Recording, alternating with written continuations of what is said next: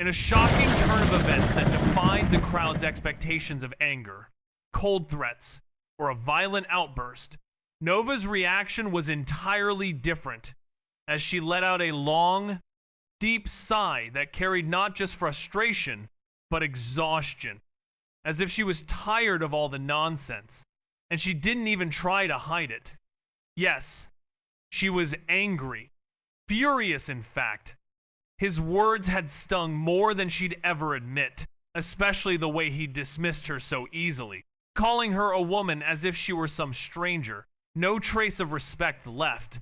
But Nova, even the master of restraint, controlled herself. She could see it clearly. Raziel wasn't thinking straight. His emotions had overtaken him, and he was flailing in his anger. He's still a kid, she reminded herself. A kid lost in his own storm. Her voice was firm, no longer biting, just direct, not wanting to accept his mistake. Look, she seemed to be saying, as she struggled to come to terms with the situation, her anger and frustration evident, yet somehow managed to keep her emotions in check. A feat that showcased her remarkable self-control, all while trying to make sense of Raziel's unpredictable behavior and the words that had cut deep into her. A complex mix of emotions that left her feeling drained, yet determined to find a way forward, despite the challenges that lay ahead.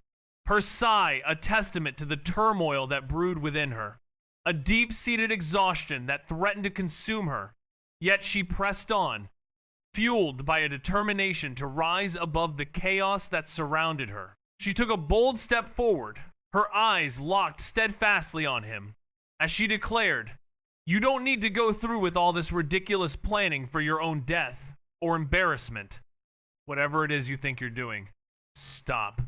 Her voice rang out, and she pointed, her finger lowering to Selena's feet, guiding his gaze. "I'm giving you a chance right now." Her words echoed in the hushed Colosseum. "Come, apologize to Selena. Right now. Call me sister, very respectfully. Do that, and I promise you that no one will harm you from this moment forward." Her words, so clear and direct, sent ripples through the gathered crowd. Eyes widened in shock, mouths parted in disbelief, but no one dared interrupt. The weight of her authority silenced them more effectively than any threat, as she stood firm, her eyes steady, her voice unwavering, her presence commanding attention and inspiring a sense of awe. The crowd remained still, frozen in anticipation, waiting to see what would happen next, as the tension hung in the air, thick and heavy, like a challenge, or a promise, or a warning. It was all there, in her voice, in her eyes, in her stance. A potent mix of power and conviction that was impossible to ignore. Nova thought grimly, if he can't understand what I was trying to teach him with words, then maybe I just need to be straightforward, lead him in if I have to. Looking at his intelligence, he'll see. This is the smart choice. He'll agree. But before he could respond, Selena took a hesitant step forward. Her face was a canvas of tangled emotions, guilt, sorrow, confusion. "Nova," she said, as she struggled to find the right words to express herself. Her emotions were palpable, and it seemed like she was searching for a way to break through to him, to make him see things from her perspective. But Nova's expression remained unchanged, his thoughts still fixed on the idea that the other person would eventually come around to his way of thinking, that he would see the logic in his words and agree. But for now, the scene was set, with Selena taking a step forward, her emotions raw, and Nova waiting, his expression a mask of calm determination. As the two of them stood there, the air was thick with tension, the outcome hanging in the balance, as they both waited to see what the other would do next. The silence between them was heavy, and it seemed like time was standing still, as they both struggled to find a way to move forward, to break through the impasse that had been reached. But for now, They just stood there, frozen in time, each waiting for the other to make a move. "It's all right," she said quietly, her voice almost pleading as she tried to reassure him that there was no need for apologies, truly, remembering that they had all already apologized on his behalf back then, and he had received his punishment, so there was no need to force this. And as she stood close enough that any other person would have been cut down for daring such proximity without invitation, but somehow she was able to stand there, her eyes flicking instinctively towards him, her heart pounding, and Nova's sharp gaze softened as she reached out and took her trembling hand, holding it gently, then placed her other hand over it, as if trying to still the shaking, and her strict, almost harsh expression melted for a moment into one of warmth and quiet understanding as she whispered her name, Selena, in a soothing tone, her voice a gentle caress that seemed to calm the air around them. And for a moment, everything else faded away, leaving only the two of them suspended in a world of their own, where the only thing that mattered was the understanding that passed between them, a connection that seemed to transcend words and speak directly to the heart. She didn't have to feel guilty for any of this, as even being his sister didn't excuse his actions, and despite apologizing on his behalf and punishing him, she deserved a personal and sincere apology just for her.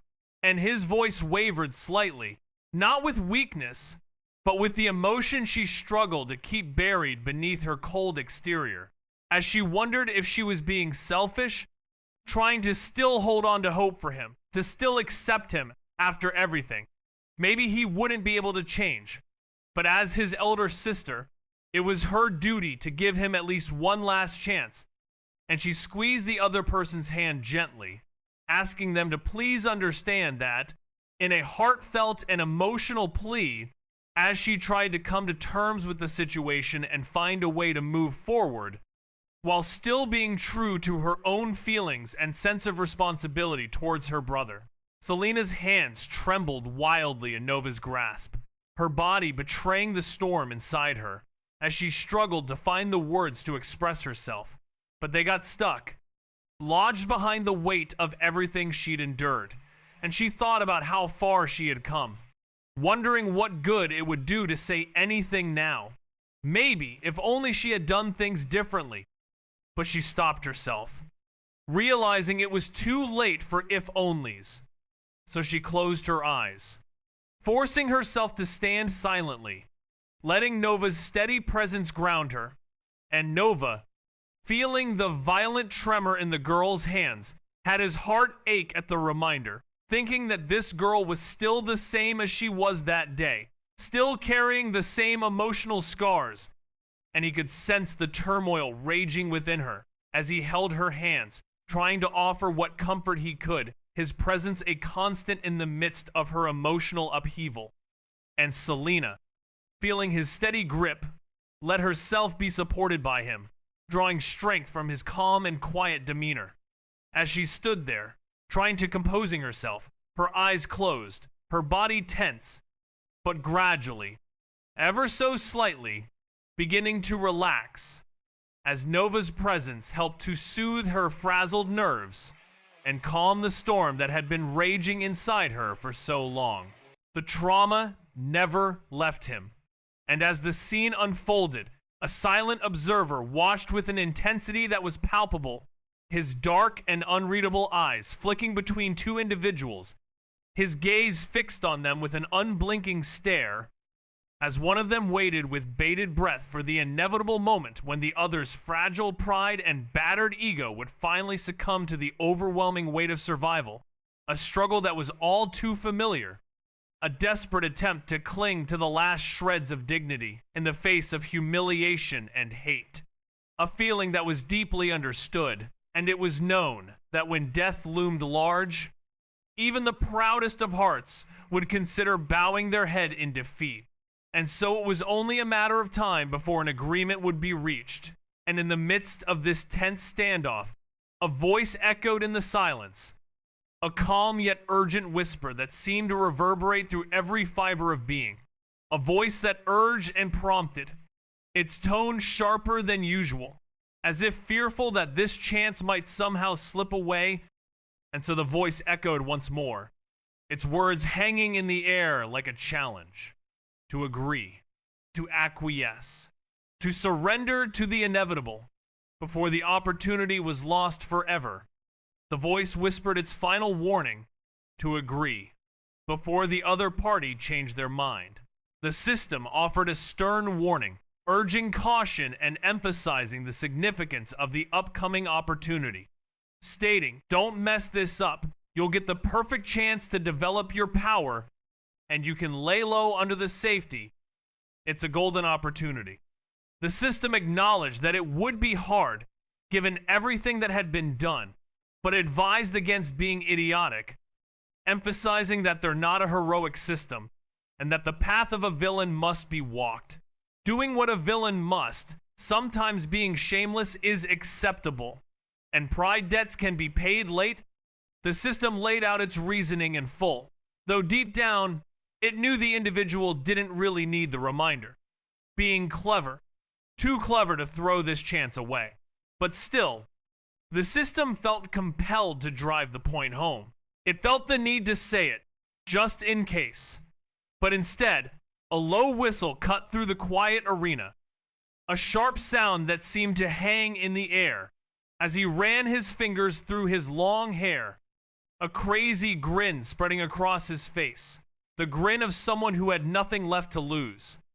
His shoulders began to shake, as if holding back deep laughter, as if the entire situation was one big joke. Nova watched him closely, a faint smile tugging at her lips. She thought he's struggling with it, trying to burn off that arrogance, act cool before he gives in. That's all this is. Honestly, it's looking painful to break someone's ego like this. Raziel's expression was a mix of emotions, a whirlwind of feelings that seemed to be warring within him. Nova's eyes never left his face. She was fascinated by the turmoil that seemed to be raging inside him, the way he was trying to hold on to his pride, even as it seemed to be slipping away from him.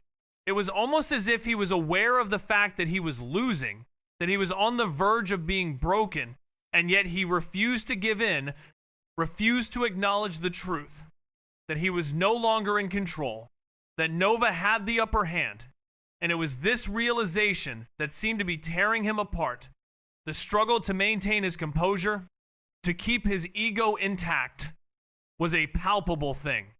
A living, breathing creature that seemed to be writhing in agony as the reality of his situation slowly began to sink in, and Nova watched it all, her eyes glued to his face, as she waited for the inevitable, the moment when he would finally crack, when his facade would crumble, and he would be left with nothing but the stark, harsh truth that he was beaten, that he had lost. And it was this moment that she was waiting for, the moment of triumph, the moment when she would emerge victorious, and Raziel would be left to pick up the pieces of his shattered ego. The system's voice cackled with dread as it felt the storm brewing inside him, sensing the dangerous spark of defiance rising, and in a last-ditch effort to calm the situation, a warning was issued. But Raziel wasn't listening, his mind recoiling at the suggestion to apologize, a concept it spat out like poison, refusing to consider it, especially not for standing up for himself. And as he bit the inside of his cheek to fight back the words that clawed at his throat, his eyes burned cold and wild, as if he'd already accepted death and now welcomed it, and with a slow shake of his head, his expression darkening, he spat on the ground at their feet, literally. And Noah looked down at the motion emotionlessly, before Raziel's voice cut in, sharp as steel, his gaze daring them to try, his chest rising and falling with heavy, ragged breaths, like a man ready for execution but refusing to kneel. And in a shocking turn, he issued a challenge, his grin widening, unhinged, as his fingers popped the top button of his shirt loosening it as if preparing for whatever storm would come. And he declared that if by any means they could make him apologize to anyone right now, he'd lick that spit clean off the ground. "Come on," the young individual exclaimed, his words echoing through the silent Colosseum like thunder, as he seemingly expressed his indifference to his own mortality, refusing to beg or rely on the sympathy of others to survive. And this bold declaration sent a chill through the air, causing the temperature to plummet, much like a winter wind sweeping through the arena, leaving the onlookers in a state of stunned silence, with gulping noises being the only sounds that could be heard, as people were too astonished to speak or even move, and it was clear that they thought this kid had lost his mind. A thought that rippled through the crowd, with utter madness being the consensus, as he had just thrown away what appeared to be his one chance to change his life, to escape the depths of despair and reach for a better existence. But he had rejected it, just like that, in an instant, leaving everyone in a state of shock and bewilderment. And worse, he didn't just eject it, he challenged her, the Nova Villain, the Raven Princess, a moment that left everyone frozen in awe. No one moved, no one breathed, as today had been a roller coaster of an impossible display of insanity, guts, and defiance. A day that would never be forgotten as long as they lived. And then Raziel's voice rose again, raw, wild, and bitter, as he spoke of being called sister, his eyes narrowing, his voice like ice venom, telling her she lost that right the day she first raised her hands against him, warning her and everyone else not to bring it up again. His words hanging in the air like a threat, a reminder of the tension and conflict that had been building, a challenge that would not be easily forgotten, a moment that would stay etched in their memories forever, a testament to the unyielding determination and unrelenting passion of those involved. As the weight of his words settled in, the air remained thick with anticipation, the scene unfolding like a dramatic and intense confrontation, with no one knowing what would happen next, the only certainty being that things would never be the same again, the day's events having crossed a point of no return, leaving everyone to wonder what the future held, as the shock and drama of the moment continued to reverberate, a lasting impression that would haunt them all, a reminder of the unforgettable day that had just transpired, one that would be etched in their memories for a long time to come. He's totally lost it. His entire world has been turned upside down, and now he's lashing out at everyone, his long royal purple hair swinging behind him as he lifts his chin in defiance, the blood still streaking his cheek, only adding to his wild and crazy appearance, telling them all to mind their own business, that he never asked for their help, and now the system's voice is echoing in his mind, a mix of fury and despair, with expletives flying left and right, as it berates him for his foolishness, reminding him of the opportunity he just threw away, how a simple apology would have been enough to keep him safe, allowing him to grow stronger, lay low, and then pay back whatever debts he owed. But now it's all gone, and the system is trembling with frustration, almost helpless in its anger, asking him if he even realizes what he's done, what he's thrown away, not just dooming himself, but also dragging the system down into the grave with him, and the system's words are echoing in his mind like a broken chorus. A plan burned to ashes, and it's all because if the host dies, it'll be the end of the system too, which is why it's reacting like that. Its words a stark reminder of the consequences of his actions. Just time lost, and he could live with that. He reached up, flicked his hair dramatically with one hand. Smooth. Charisma S thankfully kept him looking dashing even when he felt like dying inside. Finally, standing right before her, he reached out and gently lifted her chin with one finger, tilting her face to meet his gaze. She still didn't resist. "A present?" Raziel said softly, Voice dipped in sultry confidence. No. For the price of learning your skill, I would like to offer something far more valuable. He leaned in, his lips just inches from hers. My body. Just time lost. And he could live with that. He reached up, flicked his hair dramatically with one hand. Smooth. Charisma. S. Thankfully kept him looking dashing even when he felt like dying inside. Finally, standing right before her, he reached out and gently lifted her chin with one finger, tilting her face to meet his gaze. She still didn't resist. A present? Raziel said softly, voice dipped in sultry confidence. No. For the price of learning your skill, I would like to offer something far more valuable. He leaned in, his lips just inches from hers. My body. This is fucking cringy. Where the hell did you learn this? Are you possessed by a trashy web novel? What is this? The system blurted in pure disgust. Raziel ignored it. He thought this was his best shot. After all, the woman in front of him was an SSS-ranked villainess, likely older than entire civilizations. Maybe something as bold as this would actually amuse her. Maybe it would even work. As for the embarrassment, please. Raziel's skin had thickened to steel over the past few days. There was no audience here to witness his fall, just one chaotic woman. His hand remained under Lily's chin, and she continued to stare up at him. Silence stretched, and stretched, and stretched. Finally, PFFFT. Lily burst into laughter, spraying air toward his face as she barely held herself back. She doubled over, slapping her thigh, wheezing. Then she clutched her stomach like it hurt, gasping between laughs. Oh my.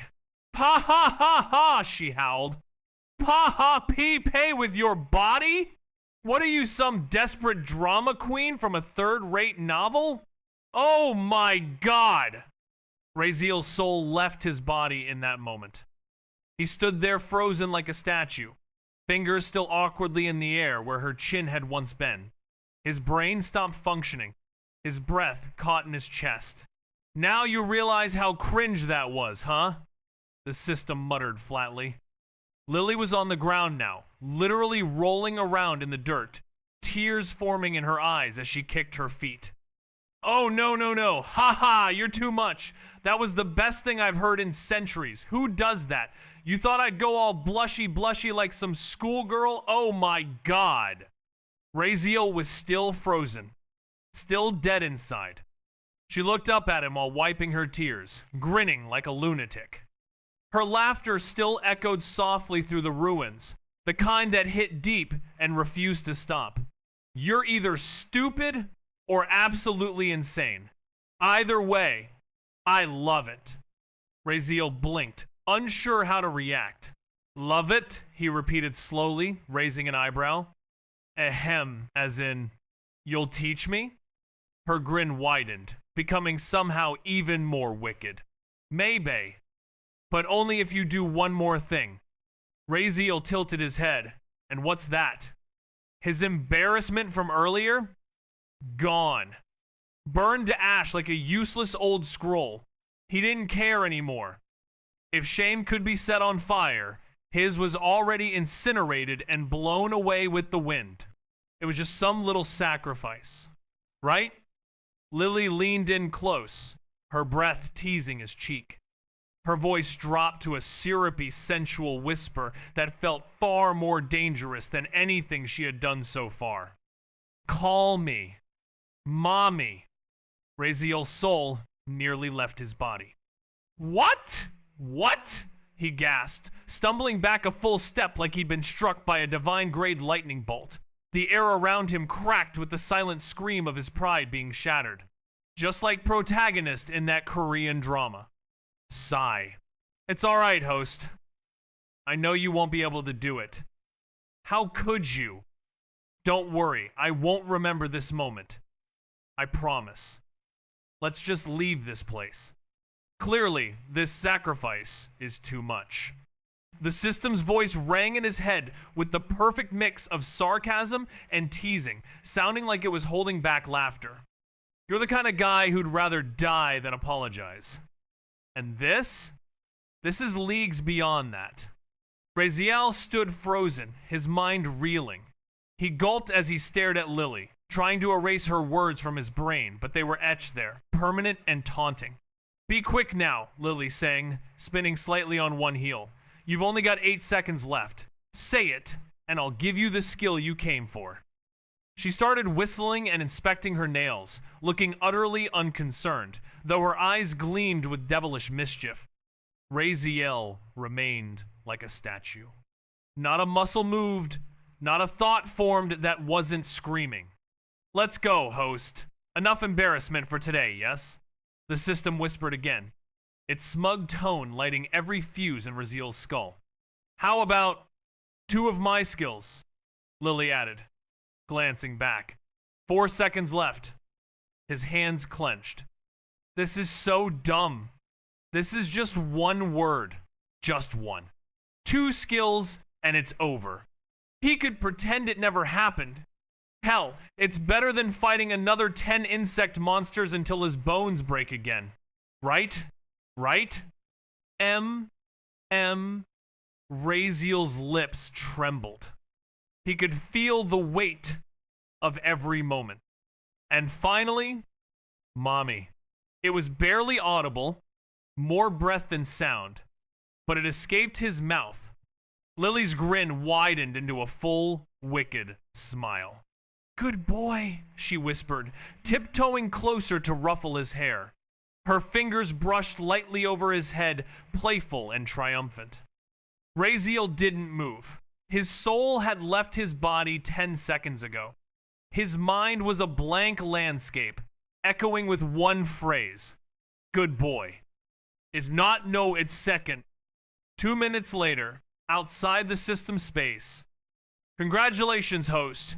You have received Skill Shadow Step A rank. Congratulations, host. You have received Skill Keen Hearing. Raziel didn't react. He sat on tree branch, staring blankly into the distance, his face devoid of emotion. He would bury it, kill it, pretend it was a dream, a hallucination brought on by training trauma, anything. But if Lily ever dared to repeat that phrase again, good boy. Raziel stood up with a slow, heavy exhale. The skills he just acquired were powerful, insanely so, worth every piece of the humiliation, even if he'd rather die than admit it out loud. All right, he muttered, clenching his fists. Time to put these skills to use. And next time, he would bury it, kill it, pretend it was a dream, a hallucination brought on by training trauma, anything. But if Lily ever dared to repeat that phrase again, good boy. Raziel stood up with a slow, heavy exhale. The skills he just acquired were powerful, insanely so, worth every piece of the humiliation, even if he'd rather die than admit it out loud. All right, he muttered, clenching his fists. Time to put these skills to use. And next time, no more mommy quests. Ever. Sure, host, whatever you say. Good boy. System. Chapter 62. S-ranked skill in use. Raziel stood silently, still recovering from the embarrassment that had just occurred moments ago, but he quickly shoved it all into the darkest corner of his memory. No way was he going to let something like that define him. Not now, not ever. All right. Stop this bullshit and tell me what these skills do? Raziel asked, his voice low and firm, trying his best to sound unaffected. Yes, host. Shadow Step, A rank. Type active, passive, non-upgradable. Effect. When walking on or beneath any shadows, your movements, including footsteps, rustling of clothes, and breathing, emit 0 sound. Consumes mana only when active. Keen Hearing. S rank. Type passive. Effect. significantly enhances hearing, allowing the user to detect even the faintest of sounds. Also grants the ability to instantly pinpoint the direction and distance of detected sounds, depending on skill proficiency. Raziel raised an eyebrow and rubbed his chin.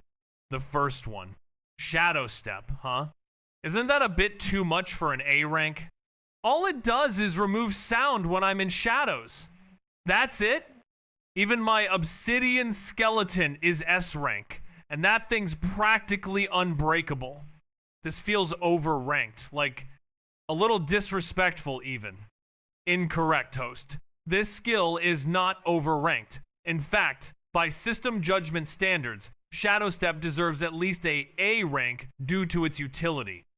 Not making any noise, including movement, clothing, rustle, and breathing when within shadows, makes it an extremely potent tool for stealth, like it's practically broken for infiltration, assassination, ambushes, or even escaping.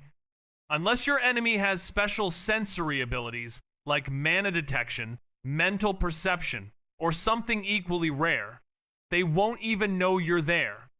The system continued without pause. And as for its classification as non-upgradable, this is the full extent of its effect. No amount of usage or proficiency will change or enhance it further. What you see is what you get. Raziel nodded slowly. Makes sense. Active passive. So I can turn it on, and it'll keep working until I turn it off, right? But it eats up mana? Correct. Use it wisely. You have disgusting amount of mana. He scratched his chin, already imagining dozens of applications. It wasn't just useful, it was dangerous. If he was ever inside a structure, a dim alley, or just out during the night, he'd basically become a walking ghost. No sound, no trace. All right, I like it. Sounds fun, he murmured. Then his eyes shifted toward the second new skill. Furthermore, unlike visual or mana-based senses, sound is far harder to deceive or erase. Mental and spiritual perception can be disrupted, and even mana senses can be fooled with illusions or suppression techniques. But sound? Unless your opponent uses extremely rare skills like your very own Shadow Step, you'll hear everything. In addition, keen hearing transfers information to your brain instantly, no delay. Your reaction time improves passively as your perception of incoming threats becomes near instantaneous. The system's tone grew even more informative. At higher proficiency, this skill will allow you to literally form visual images through sound alone. Imagine perceiving your environment like an echolocation radar, but clearer, allowing you to fight with your eyes closed. Also, before you ask why this system display or format is different from your older skills, this one is from an entirely different world system. Each villain originates from a different dimension, and though I can translate all skills into this interface, some system traits remain unchanged. Alright. Furthermore, unlike visual or mana-based senses, sound is far harder to deceive or erase. Mental and spiritual perception can be disrupted, and even mana senses can be fooled with illusions or suppression techniques. But sound?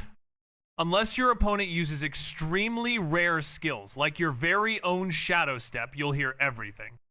In addition, keen hearing transfers information to your brain instantly, no delay. Your reaction time improves passively as your perception of incoming threats becomes near instantaneous. The system's tone grew even more informative.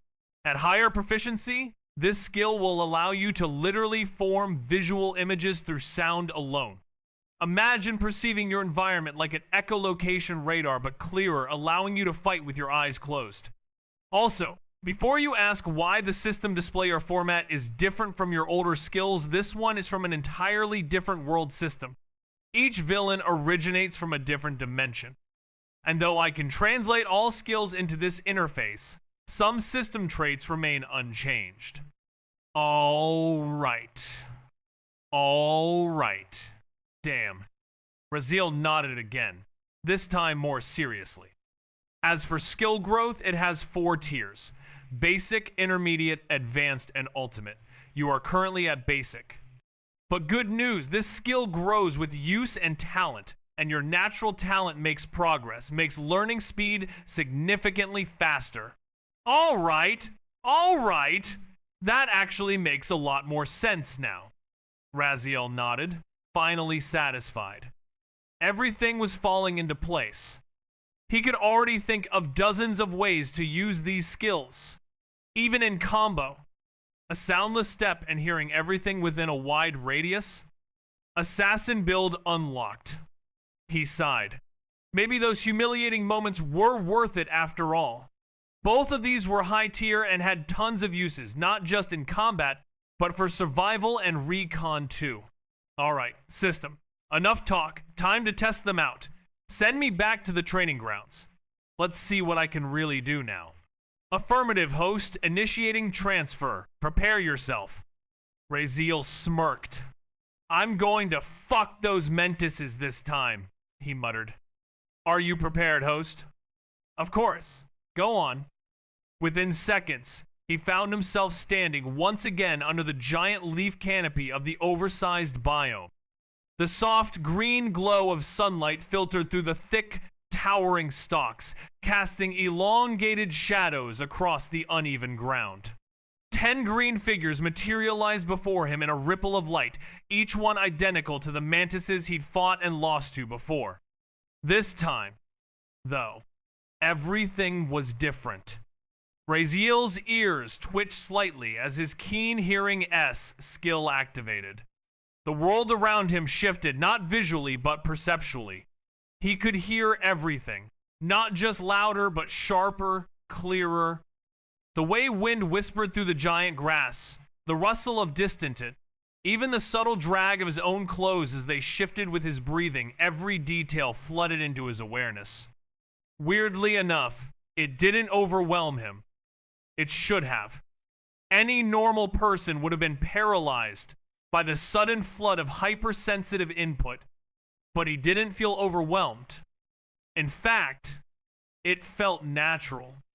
He closed his eyes. Everything went black, visually. But perception, it exploded. He could still sense everything as vividly as before, no vision needed. He could feel the shapes, the forms, the movement of air against surfaces. The sunlight filtering down through gaps in the canopy became threads of clarity in the dark. The way the wind curved around a tree or struck a surface. Cafe opening scene. Cafe opening scene. Touch. Direction. All from vibrations. Correct, host. The skill converts sound into spatial awareness. You will instinctively know the exact shape and position of anything within range. It's definitely worth S rank, he muttered. Maybe even higher. And then it began. Swish, swish, swish.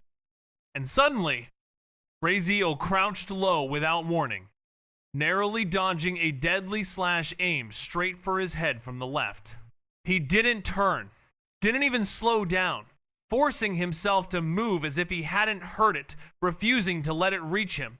Not that it mattered, as behind him, a figure stood quietly, watching his retreating figure, a small, sad smile creeping onto her face. She closed her eyes, taking in a breath that trembled just faintly. Then she turned, as if to walk away in the opposite direction. But halfway through, her steps slowed. She hesitated, glancing back at him over her shoulder. Without a word, she lifted her foot slightly, hovering just above the ground. And then, with a soft whisper, radiant bloom, the words were as soft as a breeze. And the moment her foot touched the stone, a golden ripple burst outward. It spread like a circle of light, racing across the Colosseum floor, shimmering like sunlight, dancing on water. It passed through everything. Students, stone, debris, with unstoppable grace. My agility and reaction speed are too low, even when I can feel their movements like they're happening in slow motion. Raziel thought, frustrated. I can literally sense their body positions and predict where the slashes will come from. But if they all strike together and I don't have space to dodge, that was it. That was why he'd been hit. There simply wasn't enough room to maneuver through all 10 simultaneously. But even with that disadvantage, having this skill changed everything. For a few seconds, Raziel genuinely felt like he was in Ultra Instinct, like that long-haired dude from that old anime. Not even a trillionth of a percent close, host, the system muttered flatly. He didn't sense it coming, as no power or shape sensed to warn him, and it stuck him gently, passing through him like sunlight breaking through clouds, causing his steps to falter, and he looked down, confused, as the deep bite wound on his side, a raw, half-burned mark, sealed itself as if it had never been, and the finger-shaped bruises on his face faded too, leaving only the dried blood as evidence they had ever been there at all.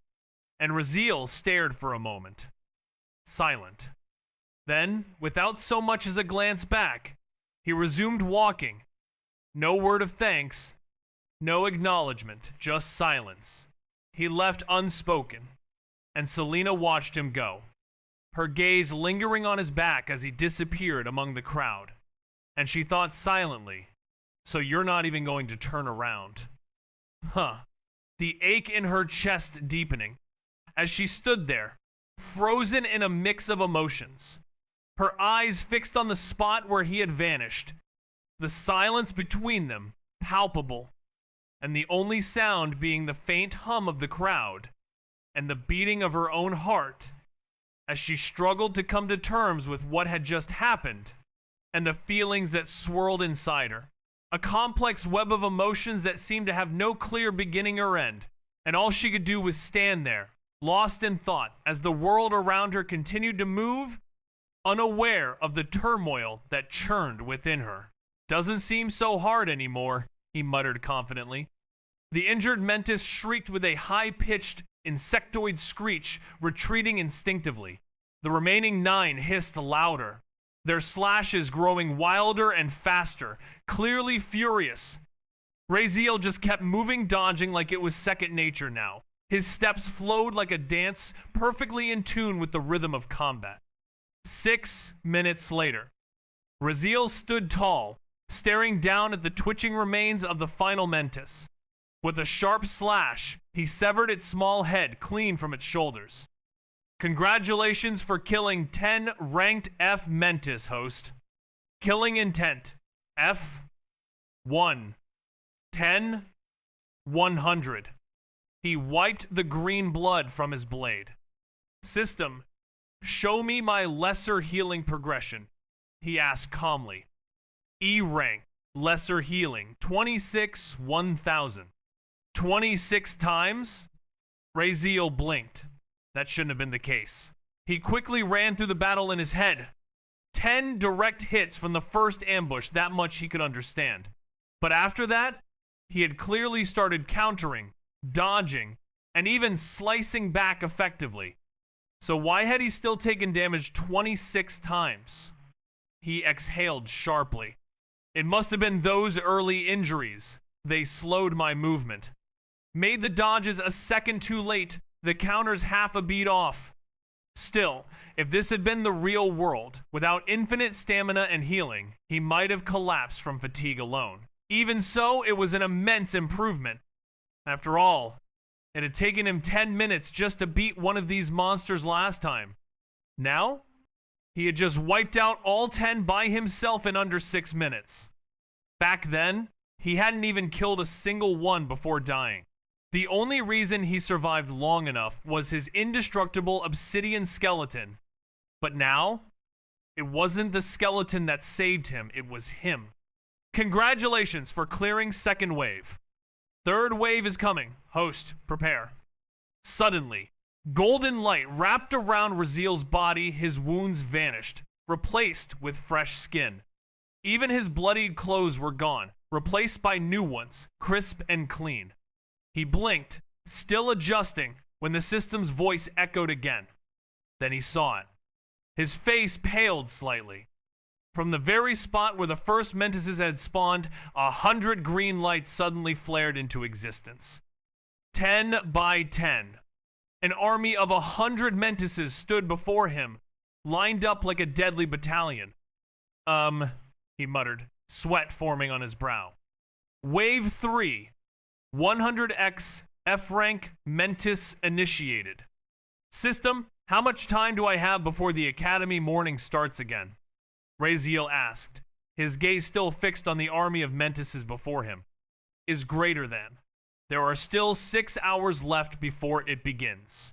Host, do not worry. I will notify you when the time comes. All right. Good, Raziel nodded. He exhaled slowly, stretching his arms. I think by morning, I can definitely upgrade lesser healing, and maybe killing intent for sure. He paused, his lips twitching into a smirk. Right? It can't be that. I can't even manage to kill 1,000 of these things with infinite revives, right? And maybe, just maybe, if his keen hearing progressed quickly, he could push it to intermediate? That one felt a little less likely, but who knows? His talent is after all said to be greatest of all.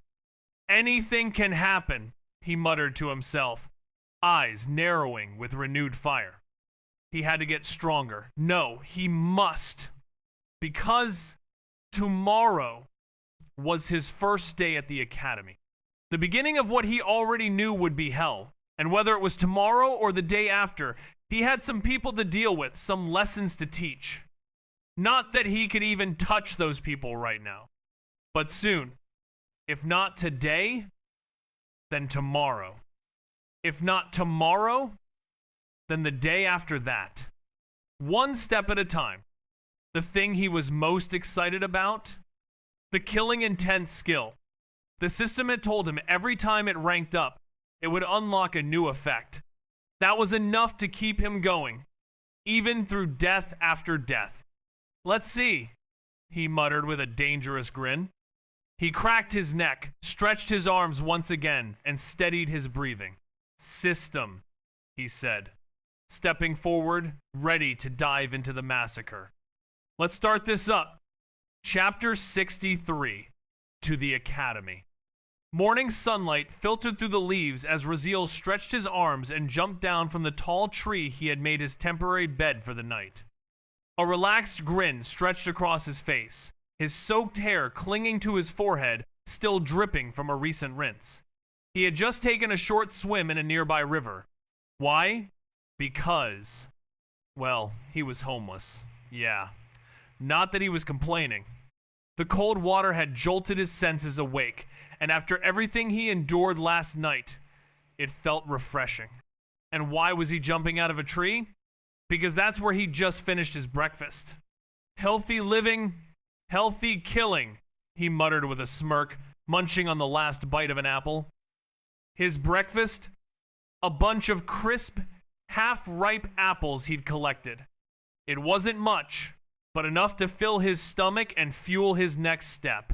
As his senses began to dull and his vision darkened, everything became strange, and he felt himself drifting away until suddenly everything went black, but then a breeze swept in, bringing with it a rush of strange foreign air that washed over his face, and a wave of unfamiliar scents overwhelmed his nose, with hundreds of fragrances, some sweet, some earthy, some sharp like steel, assaulting his senses. And as his eyes opened slowly, adjusting to the strange new world before him, he blinked once, twice, and then he saw it. A message that made his eyes widen in surprise, welcoming him to the SSS rank valley of villainy, with a title that made his eye twitch. Villain title, World's Killer. A designation that seemed utterly absurd, and of course, it was a lunatic's idea, because what else could it be? And he couldn't help but think that this was all just some kind of crazy, twisted joke. But the reality of his situation was slowly beginning to sink in, and he was left to wonder what exactly was going on, and how he had ended up in this strange new world with a title that seemed to suggest he was some kind of villain, a killer, a person he didn't recognize, and the more he thought about it, the more his eye twitched as if trying to process the sheer absurdity of it all, and he exploited them. At first, he could barely kill 1 or 2 before dying. Then 5, 10. By the 20th attempt, he was carving through waves, his movement more calculated, his dodging more graceful.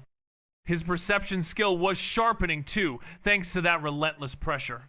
And finally, after what felt like endless blood and effort, on the 35th attempt killed all 100. He didn't just win, he grew. Thanks to that hellish fight, he earned a precious upgrade. Lesser Healing E. Basic Healing D. Progress 121 tenths 000. His healing had stepped up. Though admittedly, it still wasn't fast enough to make a big difference. A simple 2-centimeter wound still took 10 full minutes to heal. Too slow to rely on mid-battle. But healing was healing. But what excited him even more was the evolution of his most powerful skill. SSS Killing Intent F at Killing Intent A 0. 8 over 1,000. He had killed well over 1,000 Mentises in total through all the attempts.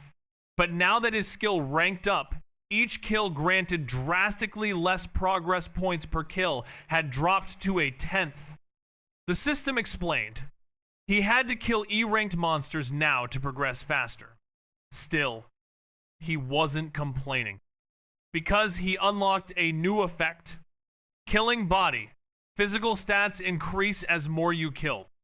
Raziel's eyes practically glowed when he first saw it. Immediately, he pulled up his stats. Strength E+, agility. Both had increased. He didn't even do anything other than kill. That effect alone made Killing Intent feel like a shortcut to raw power. He confirmed with the system, yeah, the stat boost would continue with the skill's progression. If he pushed it to SS rank, would that make his physical stats SS rank too? The thought made his heart pound with greedy excitement. He wanted more. More power. Maybe just go back and start clutching again, not like he is harming anyone. But alas, time wasn't on his side. It was morning now, and he had to get moving. Today was the first day of his so-called hellish academy life, and he had to be prepared. He had lessons to teach, people to deal with.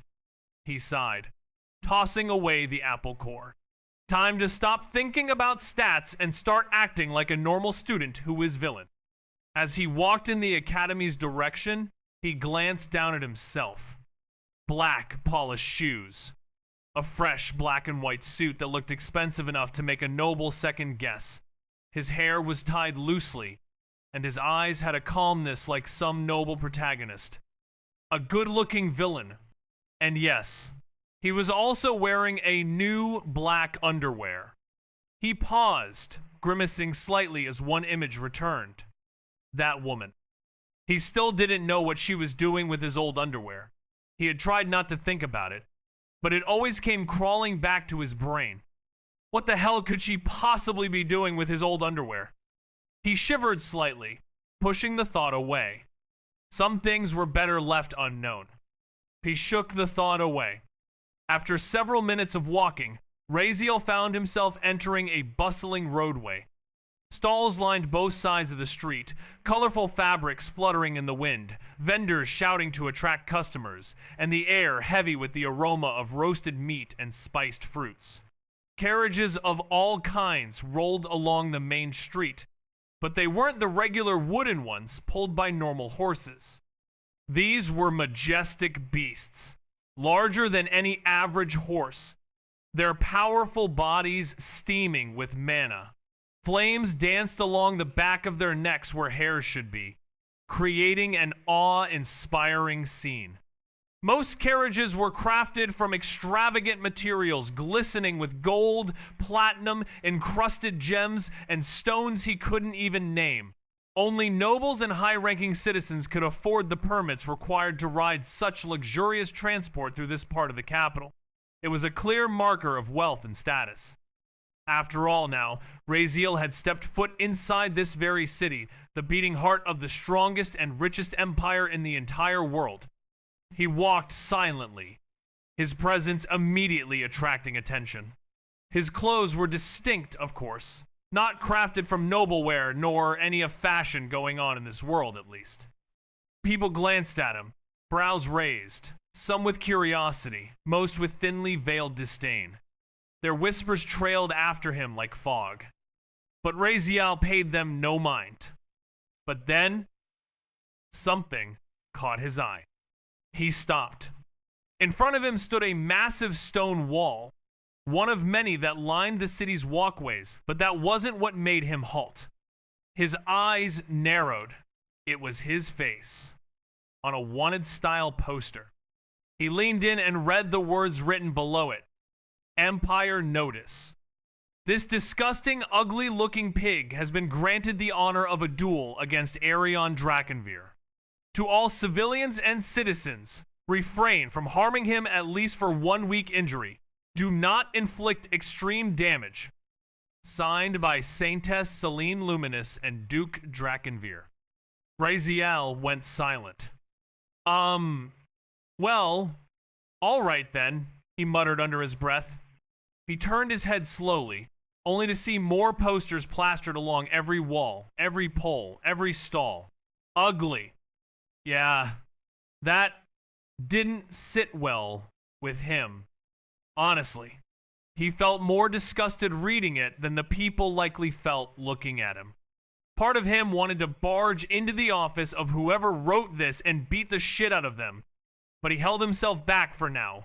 He wasn't strong enough yet. Soon, he thought. At least, he told himself, he could walk freely now without covering his face or hiding in shadows. That was something, right? Still, as he walked, the people around continued whispering, judgmental eyes, snickers, expressions full of mockery and thinly veiled disgust. None of them dared approach, but that didn't stop them from staring. Whispers buzzed around him like bees. That's the pig from the posters, right? Is he really going to fight the Drakenveer heir?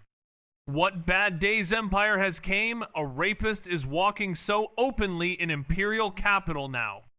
Raziel ignored them all. Ugly.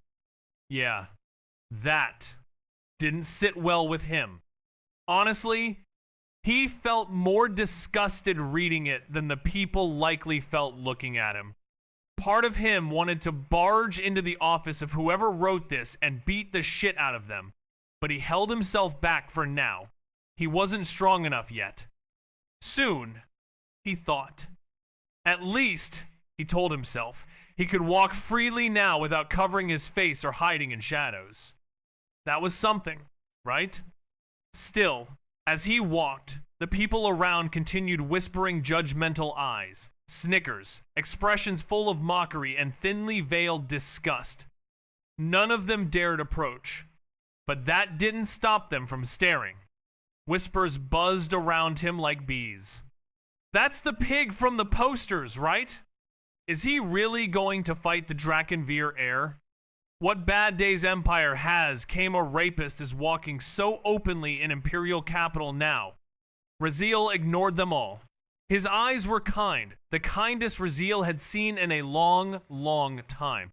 They weren't fake or distant, just genuinely soft, like he had no malice left in him. And Raziel found himself saying, yeah, blinking awkwardly, feeling strangely disarmed, which wasn't what he expected from someone called Xenocide, one of the SSS rank villains. And as the man stood up slowly, stretching just a little, Raziel noticed he was taller than expected, maybe 6'3" or more, with loose pink robes hanging from his frame, embroidered with intricate flower patterns, giving him an appearance that seemed to belong in a peaceful meadow rather than in a list of wanted war criminals. His overall demeanor was a far cry from what Raziel had anticipated, leaving him feeling somewhat bewildered by the unexpected gentleness of this supposed villain whose eyes continued to exude a deep sense of kindness and whose softness seemed to be a genuine aspect of his personality rather than a clever facade or a calculated attempt to deceive.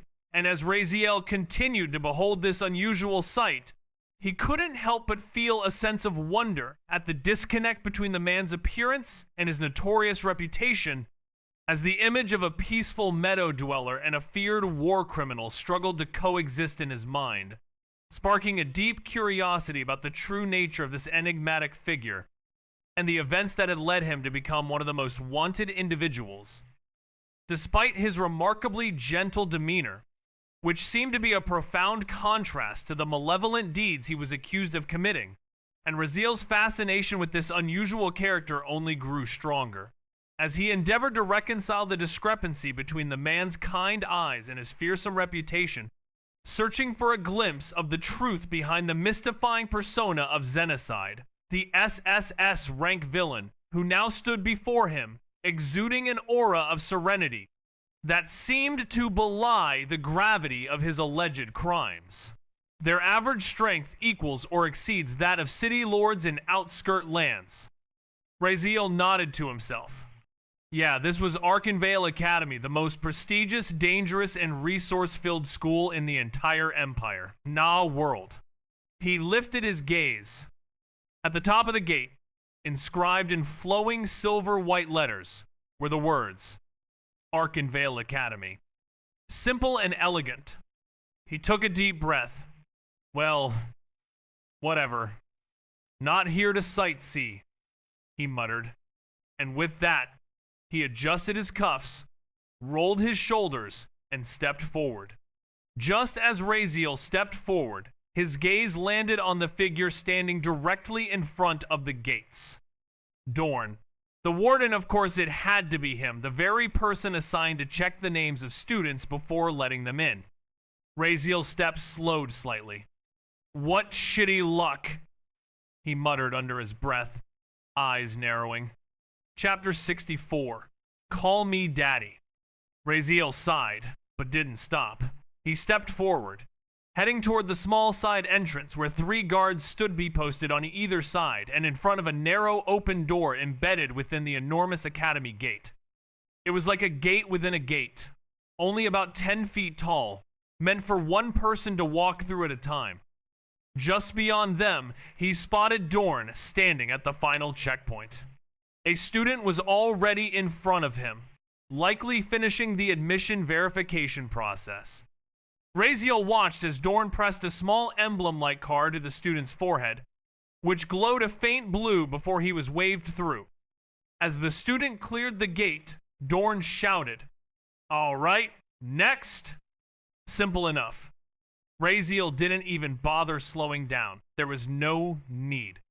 As he approached, the 3 fully armored guards dressed head to toe in smooth, gray metal stood motionless. Their faces were completely concealed, with only a single horizontal slit for their eyes, giving them a featureless, ominous presence. Normally, they would halt and inspect students, especially checking for the special spatial bags issued by the academy, yet none of them moved. Not one raised a hand to stop him. Not a word spoken. No request for verification, nothing. They simply watched, as if they already knew exactly who he was. Raziel raised an eyebrow at their lack of reaction, a small grin tugging at his lips. Of course they know me, he thought smugly. I'm basically a celebrity around here, and celebrities don't need passes. He walked straight past them, hands in his pockets, casual as ever. Yo, Warden! Long time no see, Raziel called out as he strolled up, his voice light and laced with sarcasm. Dorn looked up at the familiar voice. The moment his eyes landed on Raziel's face, his expression froze. A twitch ran through his left eye. Go in, Dorn muttered coldly, stepping aside with a clenched jaw, barely holding his composure. Raziel smirked wider. No identity check? No confirmation scan? How generous today. I said go. Dorn growled, barely restraining himself, his voice dangerously close to boiling over. Raziel chuckled softly, loving every second of it. He strolled past him without pause but threw one last jab over his shoulder.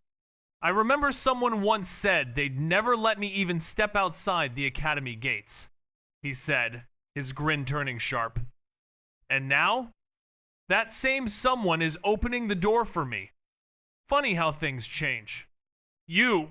Dorn's hand clenched tightly, his body trembling as anger surged through him.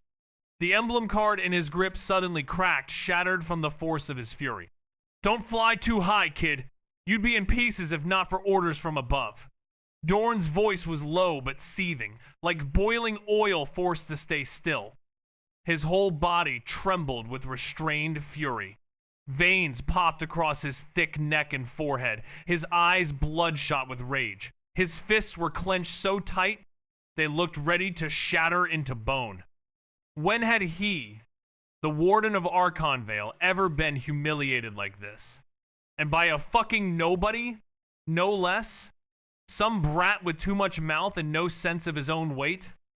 Raziel, without even bothering to fully turn back, let out a light, mocking chuckle. Being played by a kid, aren't we now? He said, throwing Dorn's old words back at him, like knives wrapped in silk. Dorn's jaw tightened. Just fucking go! He muttered under his breath, trying to steady his breathing. He wasn't some minor figure to snap in public. He was Dorn the enforcer of the discipline, the one people feared even whispering about. Losing composure over a child would be disgraceful, right? Yeah. Raziel waved him off, turning his back without another glance as he stepped past the gate. He didn't really care about Dorn in the grand scheme of things, but still, some people deserve a parting gift.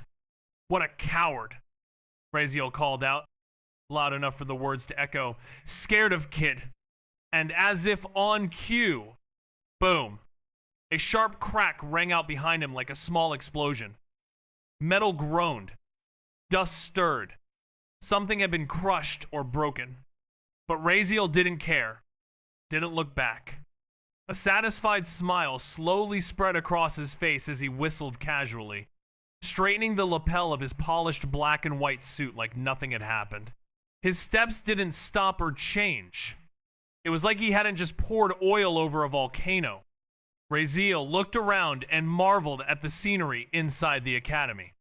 It truly felt like something pulled straight from the pages of a fantasy novel, so many breathtaking sights, and the sheer scale of it all was overwhelming. Vast courtyards spread across the grounds, trimmed hedges shaped into mythical beasts, crystalline fountains dancing with enchanted water, and glowing glass orbs floating overhead that seemed to light the path wherever one walked. But Raziel didn't let it faze him. Sure, it was stunning, but not something that could impress him too much. He had been born into a Duke family after all, and for the early years of his life, he'd lived inside a sprawling castle that could rival many palaces. His boots clicked steadily against the cobblestone path leading toward the heart of the academy, a gargantuan castle-like structure at the center of it all. On the way, students gathered in small groups, forming clusters by the walkways. They talked, laughed, and occasionally glanced around, clearly enjoying the show of newcomers passing through. Most of them were seniors, judging by their confident postures and lack of nervous energy. As Raziel continued walking, he noticed something strange. People were watching him.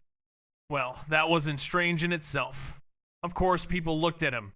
He was a celebrity now, after all. That part made sense. What didn't make sense, though, was how people began stepping aside as he passed not just slightly, but dramatically. It was as if he carried an invisible bubble of repulsion. Everyone moved to the very edge of the stone path, giving him a wide berth as though a deadly beast were passing through. The path ahead cleared like parting waves, enough to let an entire squad walk beside him. And while part of Raziel wanted to believe it was respect, maybe awe at his potential, his strength, or even his good looks, But well, his newly acquired keen hearing skill told a very different story. "Hey, don't stand in that guy's way," someone whispered, fear thick in their voice. "He's a total psychopath. Like, literally mental. But he's weak, isn't he? I mean, what can he even do to us? It's not like he's going to fight just because we didn't move out of the way," another replied. "Bruh, leave it. Better safe than sorry," a third voice chimed in. "This guy's still alive after doing all kinds of stuff that should have gotten him killed. I don't know how he's still breathing. And you know he slapped the Duke's heir in the face yesterday? Just like that. And Arion didn't even react. Not a single move. Look, he's alive. If someone like him didn't retaliate after getting slapped, what the hell do you think we could do? If he decides to slap us out of nowhere and we hit him back, we'd be the ones getting executed. He's alive after all that. Must be luck, right? If I had even half that guy's luck, I'd have conquered half the world by now," someone scoffed. Brazil's eye twitched. Luck, my ass. That one line made him feel like someone had just hexed his soul. Half his luck? Whoever said that better be ready to be buried 10 feet under the ground. And forget hell, Lucifer himself might refuse to take in someone with that kind of cursed fate. As for the rest of it, Raziel didn't know how to feel. Being feared without doing anything? He wasn't sure if it was satisfying, infuriating, or just plain absurd. "System, you hearing this?" he muttered in his mind, eyes glinting.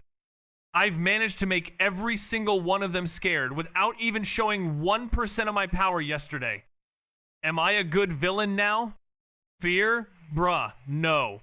Host, they're not in awe. They're flabbergasted by your suicide skills. You look like a guy who speedruns death scenarios." The voice in his head was casual, amused. Then it added, "Just a reminder, only 7 days left until your official death day. Will you be strong enough by then?" Raziel didn't answer immediately. His eyes looked ahead, pupils narrowing as he saw the academy gates looming in the distance, a whole new world waiting beyond. "Don't worry," he said under his breath, a wicked smirk tugging at his lips. "I won't die. Probably as far as I think and have planned." He rolled his shoulders back and walked through the parting crowd like a shadow king, reclaiming his throne, mocked, feared, and deadly silent. Whatever came next, he was ready for it. Suddenly, as Raziel was walking, a voice cut through the murmur of the academy grounds. "Hey, is that the guy whose posters are everywhere? The one called the Disgusting Pig?" Raziel paused mid-step, his expression unchanged, though his fingers twitched just slightly in annoyance. Footsteps approached, heavy and deliberate. "Of course there are still idiots," Raziel muttered under his breath, dramatically placing a hand over his face. "How can it be a proper fantasy novel without a few clowns showing up on cue?" "Oh, stop, little piggy." He turned, slowly, only to find himself facing a trio of walking stereotypes. A bulky, muscular guy with wild yellow hair stood in the center, flanked by two black-haired, skinny followers, both with the same look of forced arrogance masked under a layer of cowardice. "Duli el kuong, won café asemar café mordo, PNG. Asterisk asterisk Tio de Can. Asterisk asterisk asterisk asterisk prompt. Chitedung Choveo. Runway. Pika asterisk asterisk.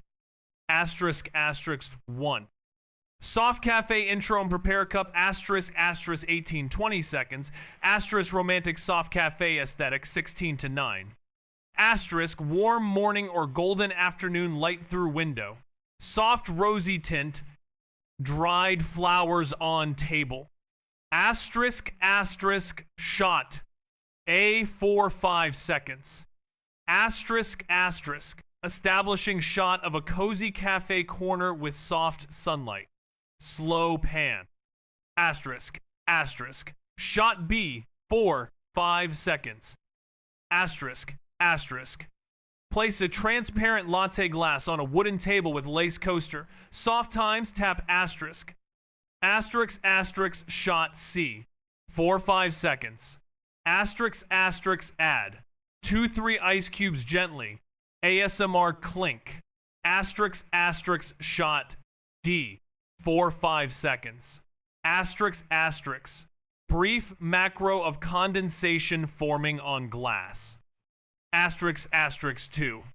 Pink cream base and layer beauty, asterisk, asterisk 18-20 seconds. Asterisk, delicate gradient creation. Asterisk, asterisk, asterisk, shot A. 4-5 seconds. Asterisk, asterisk. Pour a pre-mixed pink milk base, strawberry or rose, into the glass. Mid-shot, gentle flow. Asterisk, asterisk, shot B, 4-5 seconds, asterisk, asterisk. Macro close-up of pink milk hugging ice cubes. Asterisk, asterisk. Shot C, 4-5 seconds. Asterisk, asterisk. Add a thin layer of white milk or cream for contrast. Overhead angle. Subtle swirl. Asterisk, asterisk. Shot D, 4-5 seconds. Asterisk, asterisk. Focus pull from background flowers to latte glass. Asterisk, asterisk. 3. Latte shot and layer merge, asterisk, asterisk, 16-18 seconds. Asterisk, romantic coffee shot infusion. Asterisk, asterisk, asterisk, shot. A. 4-5 seconds. Asterisk, asterisk, extract espresso into a small glass. Crema, macro. Warm tone. Asterisk, asterisk. Shot B. 4-5 seconds.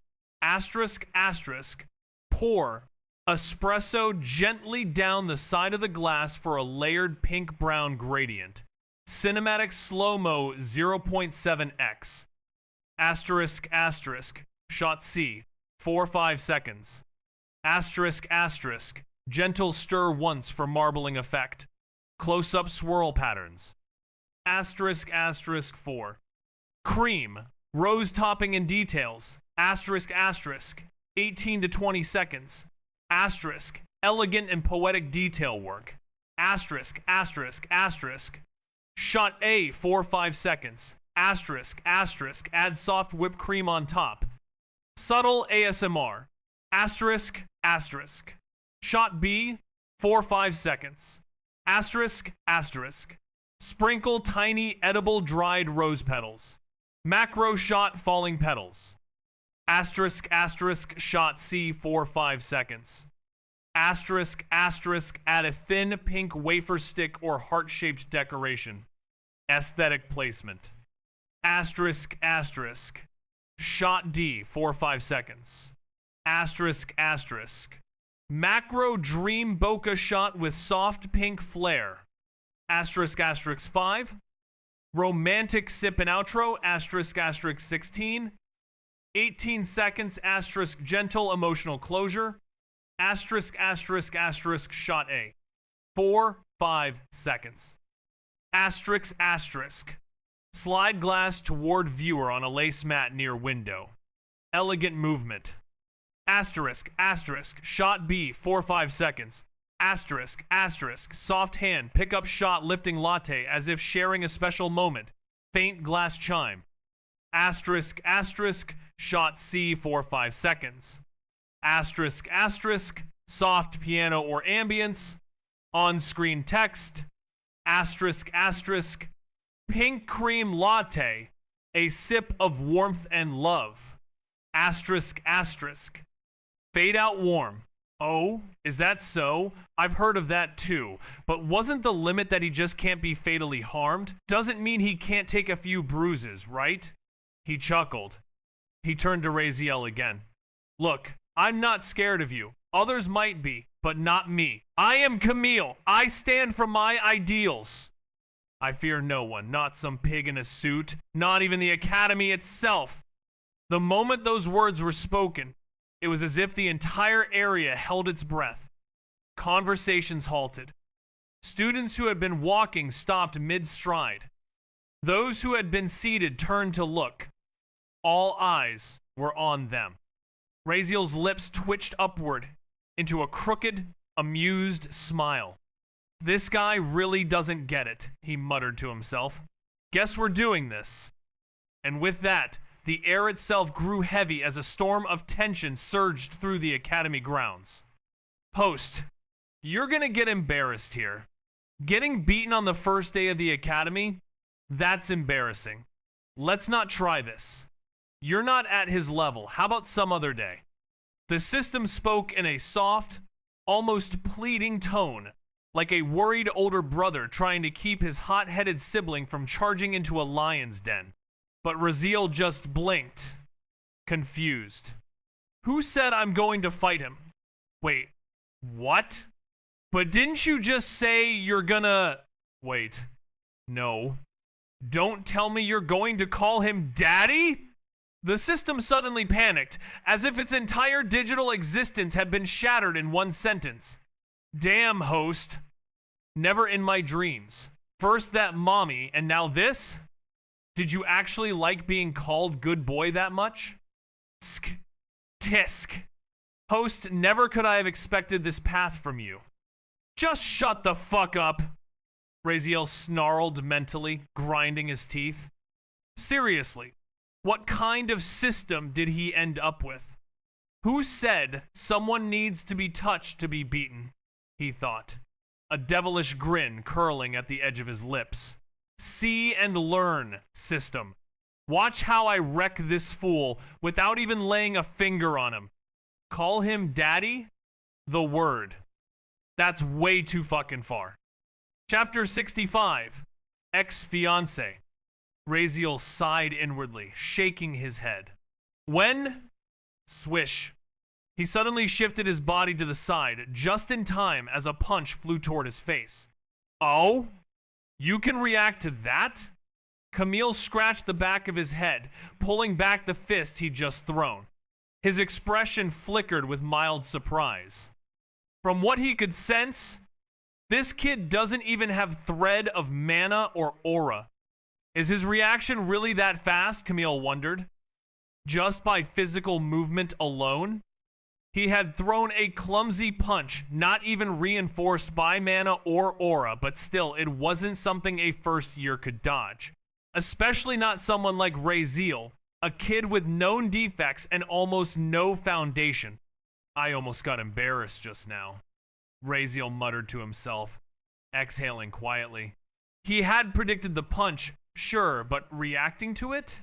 His body was sluggish. If not for all that time fighting those 100 mantises with E-rank agility, I wouldn't have been this flexible now. Even then, compared to this guy, my agility is too slow. He must be at least C rank, maybe even B in agility when using mana or aura.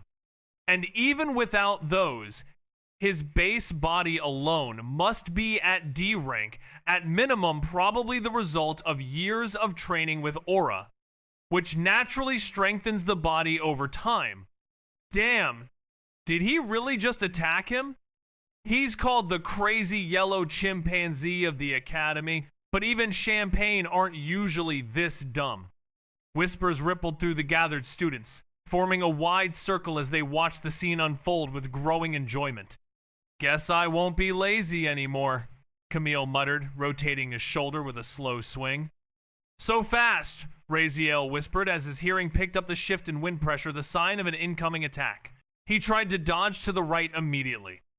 Camille smirked as he watched the boy start to move before the strike had even launched. Such good perception, he thought. But your speed, it's nowhere near enough. Bam. Camille didn't use his hand. He suddenly retracted it mid-motion and instead delivered a swift, brutal kick straight into Raziel's stomach, right below the ribs. Raziel saw it coming.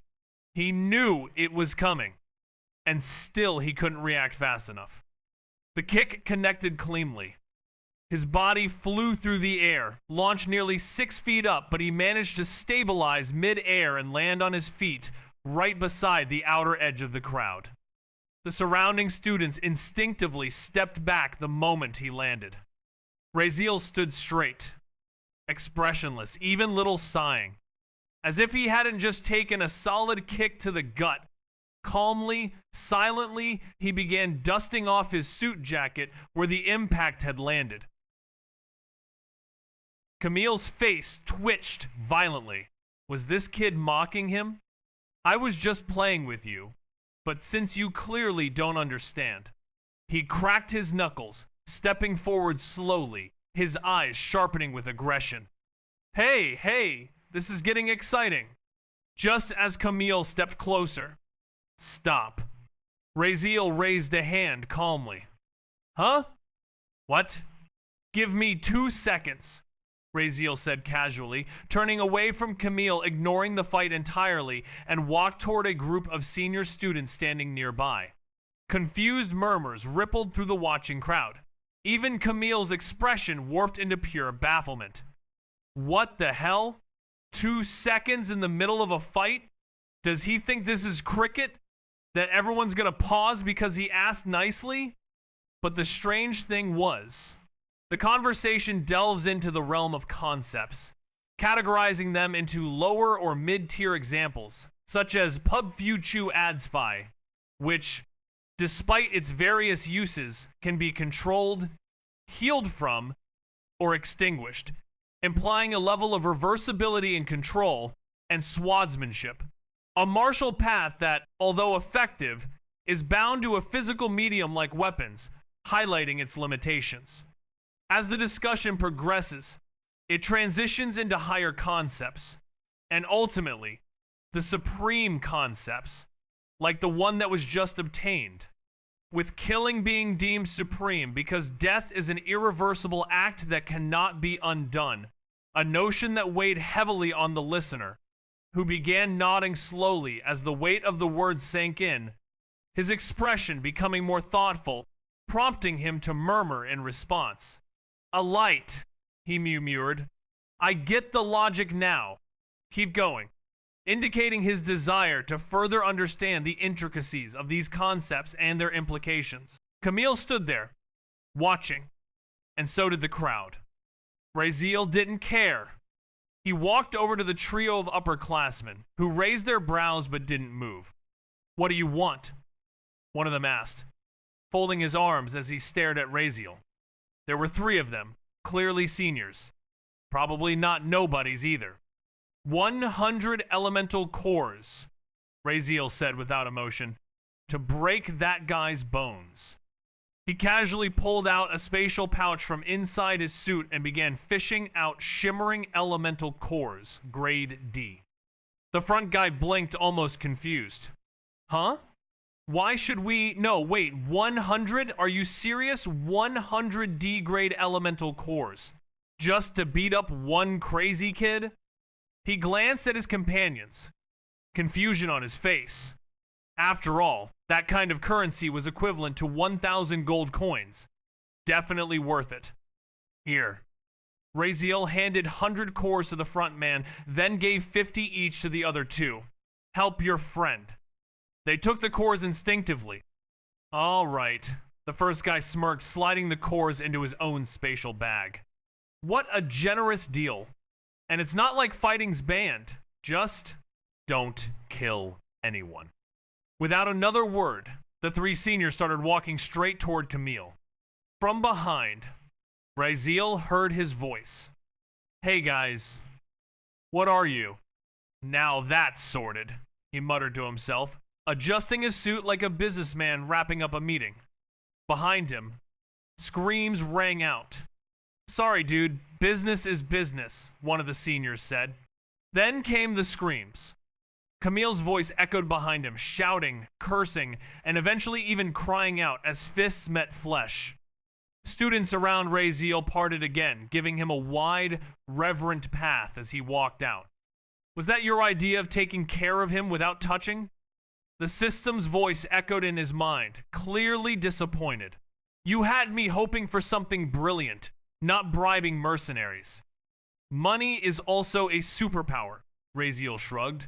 And why would I fight something so sapid when I know it won't get me anything in return? I'd rather pick a fight with a duke or a king That would be more my style. He ran a hand through his hair with an overly heroic flair. Always fight people stronger than you. The level of people you fights with are level you be looked on by. After a few more minutes of walking, Brazil reached his designated classroom. Well, calling it a classroom would be underselling it. It looked like a miniature castle repurposed into a learning hall. Tall, arched windows lined the walls, letting in streams of golden sunlight. The floor was laid with deep red carpets woven with complex designs, and each desk and chair looked antique, crafted from what appeared to be gilded mahogany, gold-trimmed, and velvet cushioned. This was the royal classroom. Only students who had gathered at least 1,000 elemental cores in the trial were allowed here. Just 36 had made it this year, which might be one of highest record. Of course, Raziel knew all too well how most of them passed. Except for one person, every student here was part of a large party during the trial. Most were directly affiliated with Selena or Arian. Their collected cores had been redistributed among their teams and protectors, ensuring everyone passed just over the minimum requirement. And those protectors? Almost all were nobles or children from powerful houses, trusted, talented, and well-funded. Even Selena and Arion themselves had barely cleared the threshold. Not because they were weak, but because of how widely they'd shared their resources. Raziel had done it alone. Of course cheated, but he cheated on his own strengths, right? That's not illegal, right? And even if it is, he doesn't give a shit. His thoughts came to a halt the moment he stepped through the ornate doorway. And just like that, every gaze in the room snapped toward him. Conversations fell silent. A heavy stillness spread across the chamber as every single person turned to look. No one moved, no one spoke. They stared. Wait, what? He's in the royal classroom too? It was as if Raziel's appearance had shattered the ground beneath their feet. Shocked expressions flared across dozens of faces as if someone had tossed a thunderbolt into the room. There were roughly 40 to 50 students seated within. Most were first years, but quite a few were seniors. Raziel quickly noted that many of the older students likely had no need to attend classes anymore, yet they were here today. After all, the royal classroom was open to anyone who'd been officially recognized and admitted into it, regardless of their year. Still, as Raziel recalled, seniors rarely showed up unless something significant was happening. Most of their time was spent training, fulfilling special missions, or working to earn contribution points. The fact that so many were here today said enough. Raziel stood there in silence for a few seconds, his gaze sweeping the room. Every face stared back at him with a mixture of emotions, confusion, suspicion, shock, and even disgust. But he didn't say anything. He simply looked. Until, eventually, his eyes landed on a few familiar faces. Arion Drakenveer and Selena Luminous, both seated in the very front rows. They weren't sitting together, of course, each occupying their own throne-like chair, separated by several seats. Both of them had calm, unreadable expressions, as if they'd expected this. Selena's gaze, however, was different. Her golden eyes locked onto him, not with disdain, but with something far more intense, as if she were analyzing him from head to toe, trying to absorb every detail of his being with her gaze alone. There was an unsettling sharpness to it, something far too focused, too curious. What's with that look? Raziel wondered. Why is she staring like she wants to scan my soul? Disgusting. He didn't even want to look at her ad. He turned his gaze to other side, making Selena's eyes move. His attention shifted to another girl seated a few rows behind Selena. Emerald green hair like flowing spirit vines, and matching vivid eyes that held the shimmer of clarity and calm. She looked surprised, truly caught off guard by his presence. Silva Fairlith, The only student in this room, aside from Raziel himself, who had truly earned her seat here through her own strength alone. She had collected over 700,000 cores, nearly reaching an impossible feat on her own merit. One of the youngest kingdom-level threats in the entire world. Even now, Raziel knew she could destroy nations by herself. And then, his eyes moved again, to a figure so striking that for a moment, the rest of the room simply ceased to exist.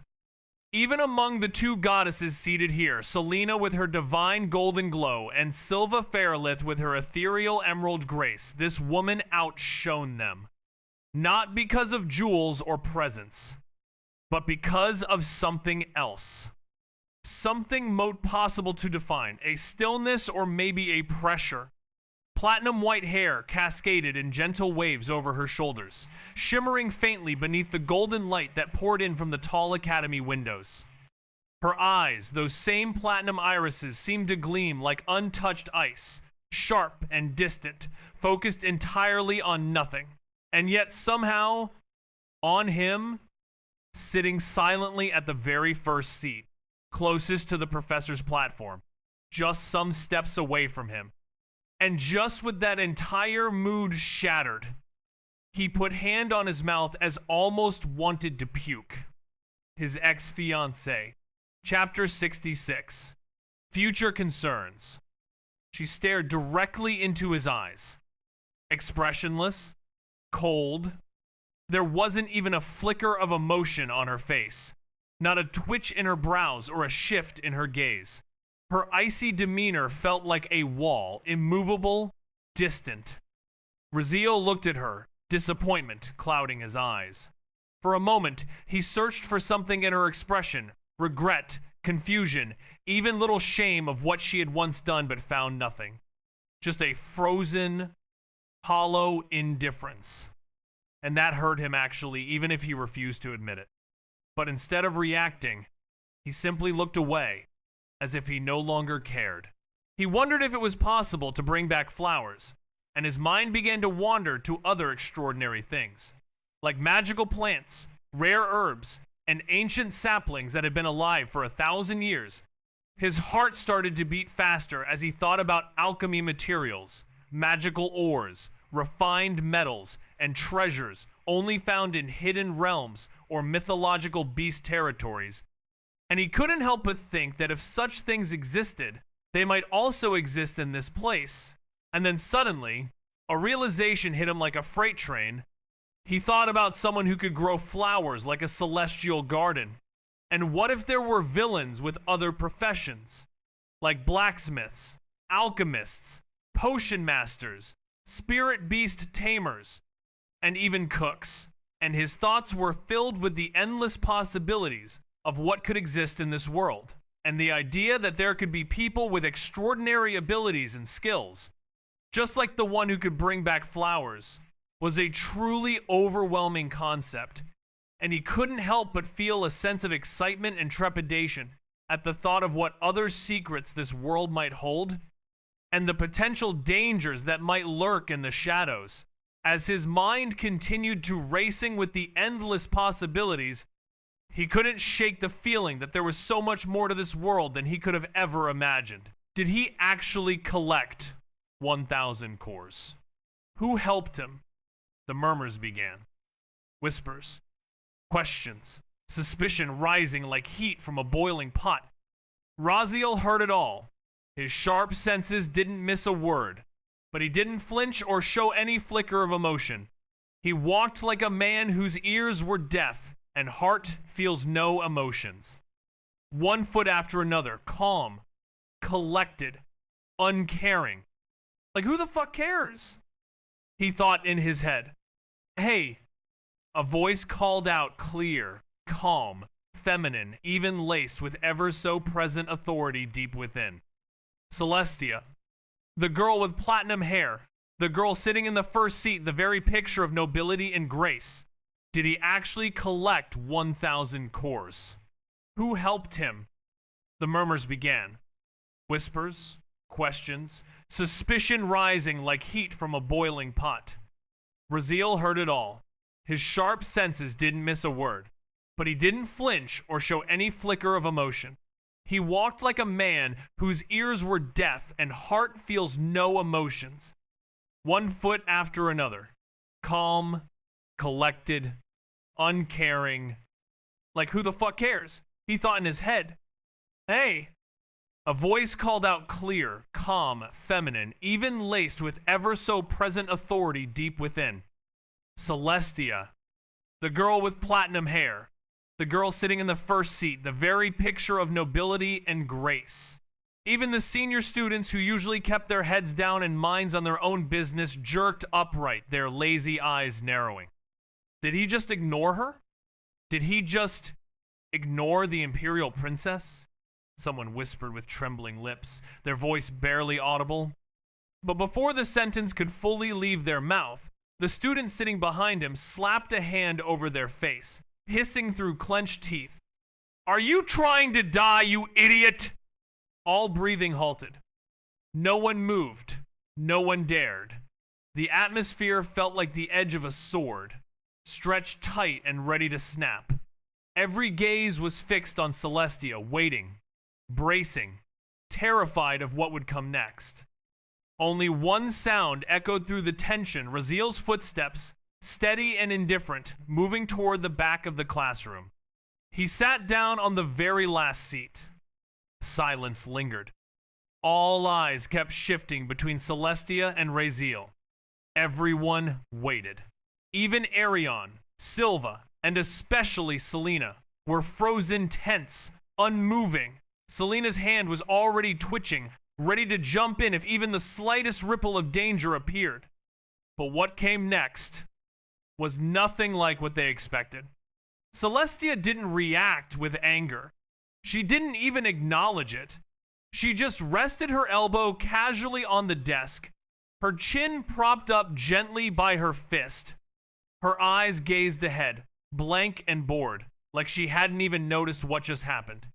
As if Raziel's complete disregard meant absolutely nothing to her. She didn't turn her head, not even once. Another 10 seconds passed, and then suddenly everyone in the room let out the breath they hadn't realized they were holding. A synchronized sound of relief.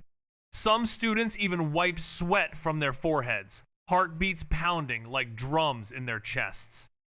It was terrifying how just her presence could bring that kind of pressure. Even though Raziel had been the one to break etiquette, everyone felt as if they might be punished. That's how dangerous Celestia was.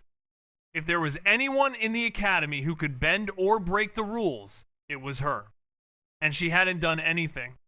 Yet, what a fucking idiot. Dozens of eyes turned toward Raziel again, this time not with curiosity or disgust, but with barely restrained killing intent. How could he be so reckless, so stupid? Selena gnawed at her fingernails, her eyes glued to Celestia. She was his ex-fiancée. Does he even hate her now? She wondered, her mind spiraling, the pace of her biting growing frantic. Raziel sat down at the very back of the grand royal classroom, his figure slouched casually as his eyes drifted upward to the ceiling. There was no window on his side, no comforting breeze or distraction to stare at. So he didn't know what he was supposed to be doing here, and honestly, he didn't care. As for that woman who had just tried to call out to him, he dismissed the memory with a sneer in his thoughts. He didn't want to talk to people like her. No, actually, he didn't even want to be here, not at all. If he had his way, he wouldn't have stepped foot in this academy. His only real reason for coming was to unlock the basic functions of his system, which could only be activated after participating in the Gate of Worth. That was it. Beyond that, he had no desire to linger here. What would he even gain? Ridicule? Hate? Contempt? This place would only remind him of everything he hated. He couldn't even access the resources provided, even if he wanted to. And worst of all, the people he despised most in the entire world were all gathered right here.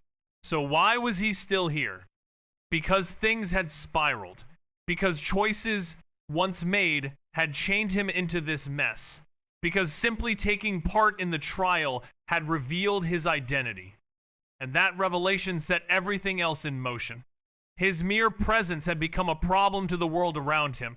If not for his move in claiming a duel of honor yesterday, he would have been dead already. Literally.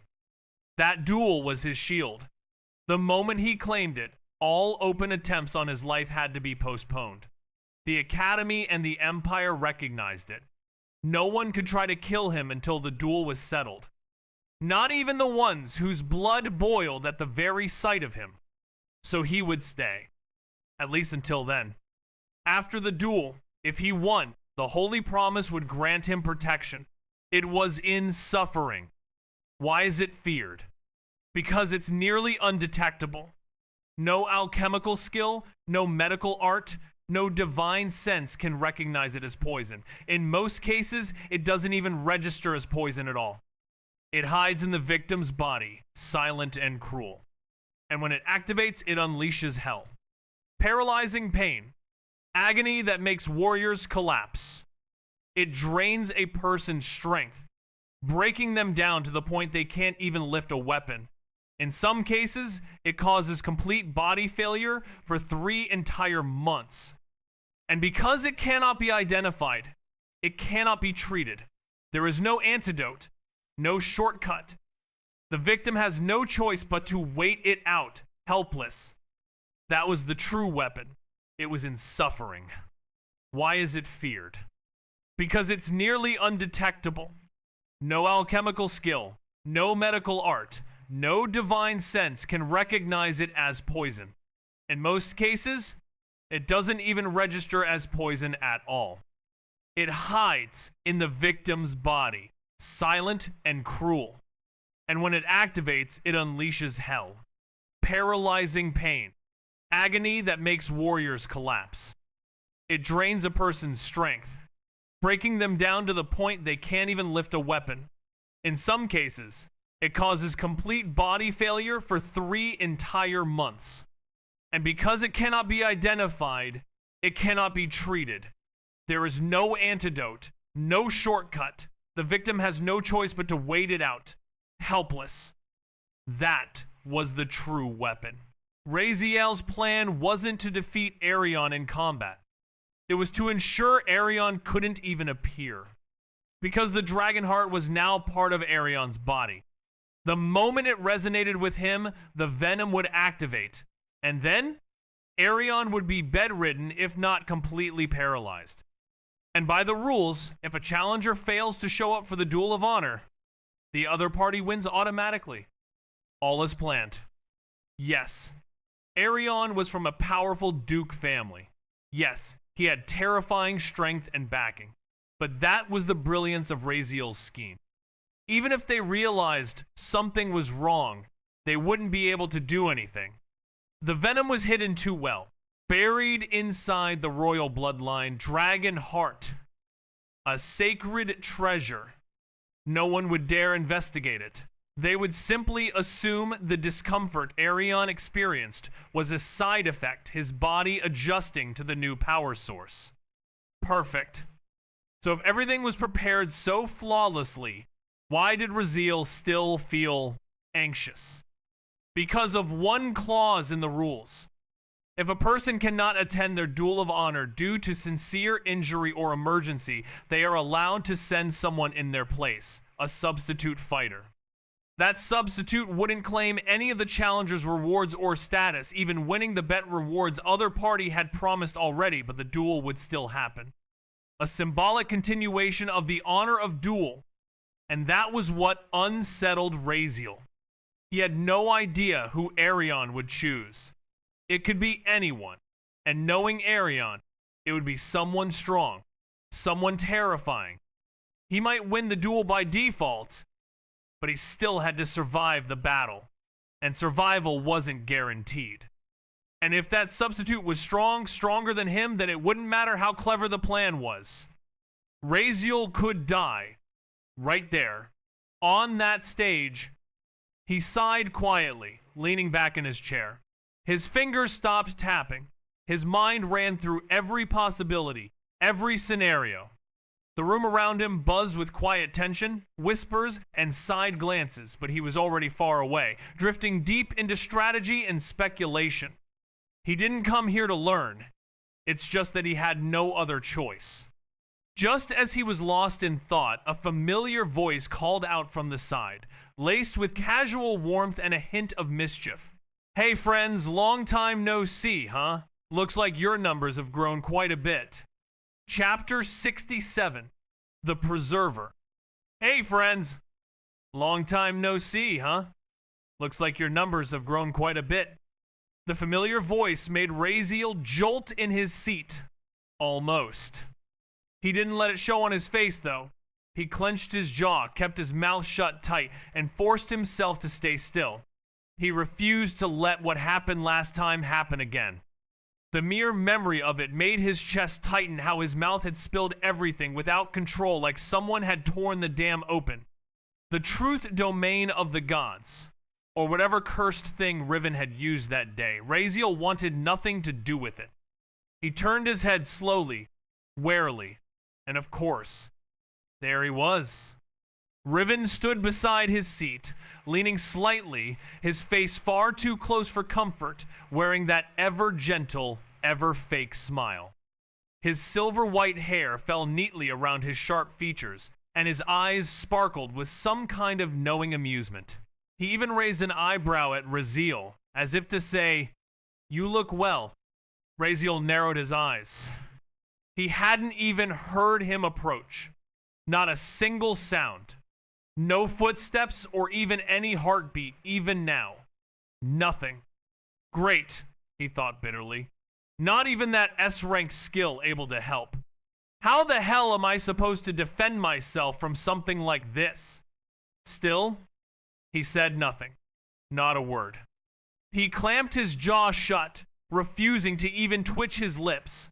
His eyes met Riven's with cold annoyance before rolling slightly in irritation. He didn't dare say a single word to this damn god. Who knew what would slip out if he did? Still, these fucking gods, can't they mind their own damn business? Why did Riven even bother to come talk to him?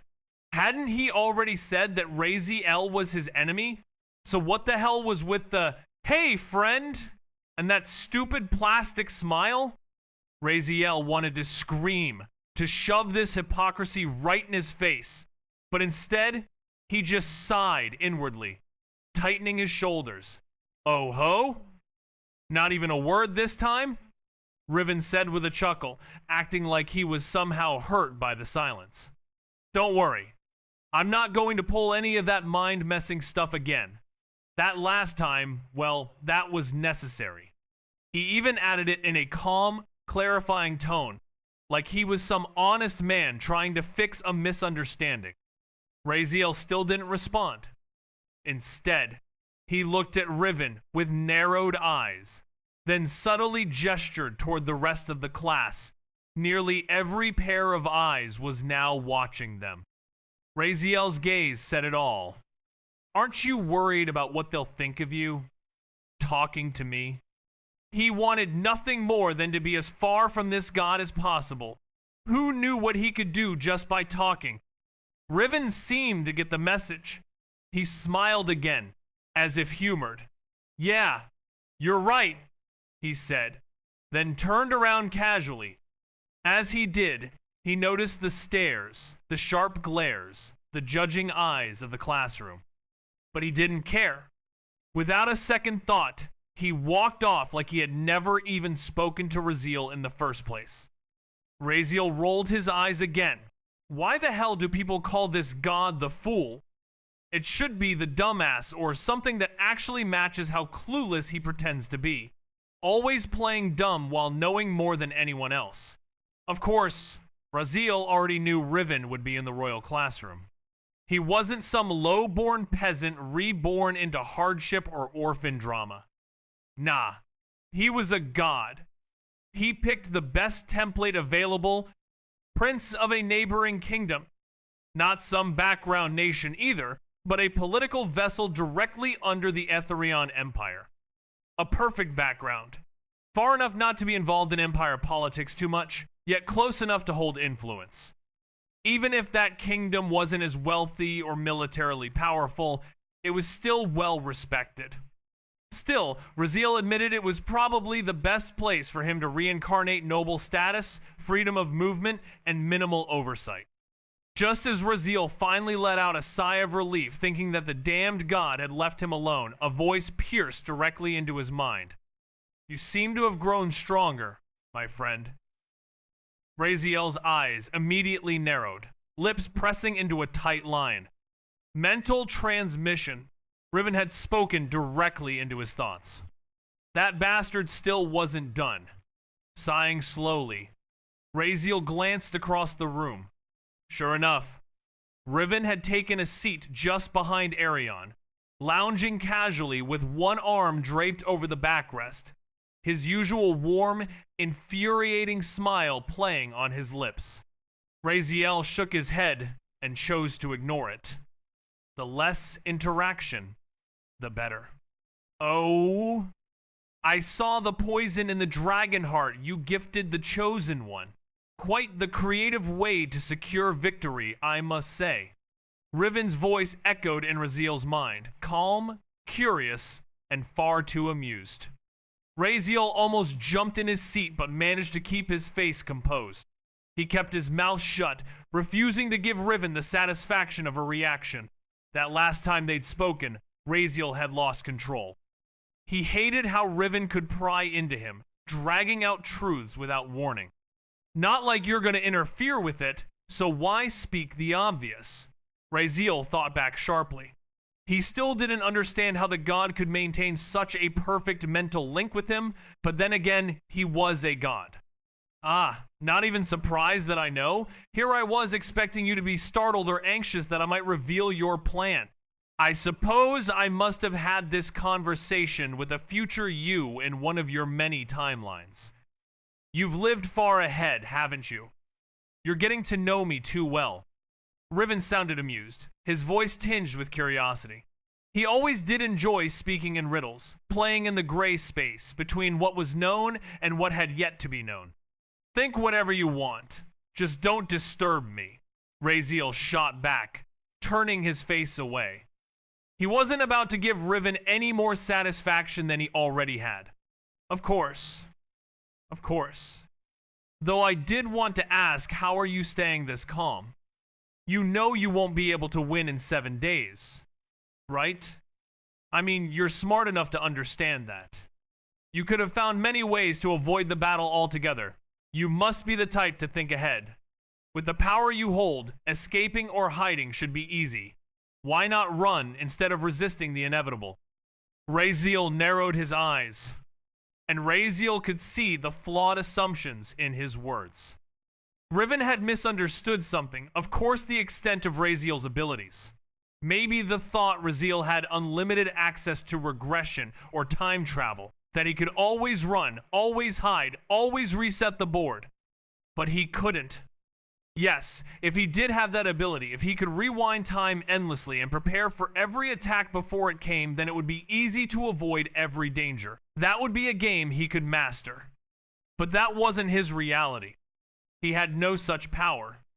No endless regression, so chance to dodge what's coming. And more importantly, Riven had slipped up. He had said her.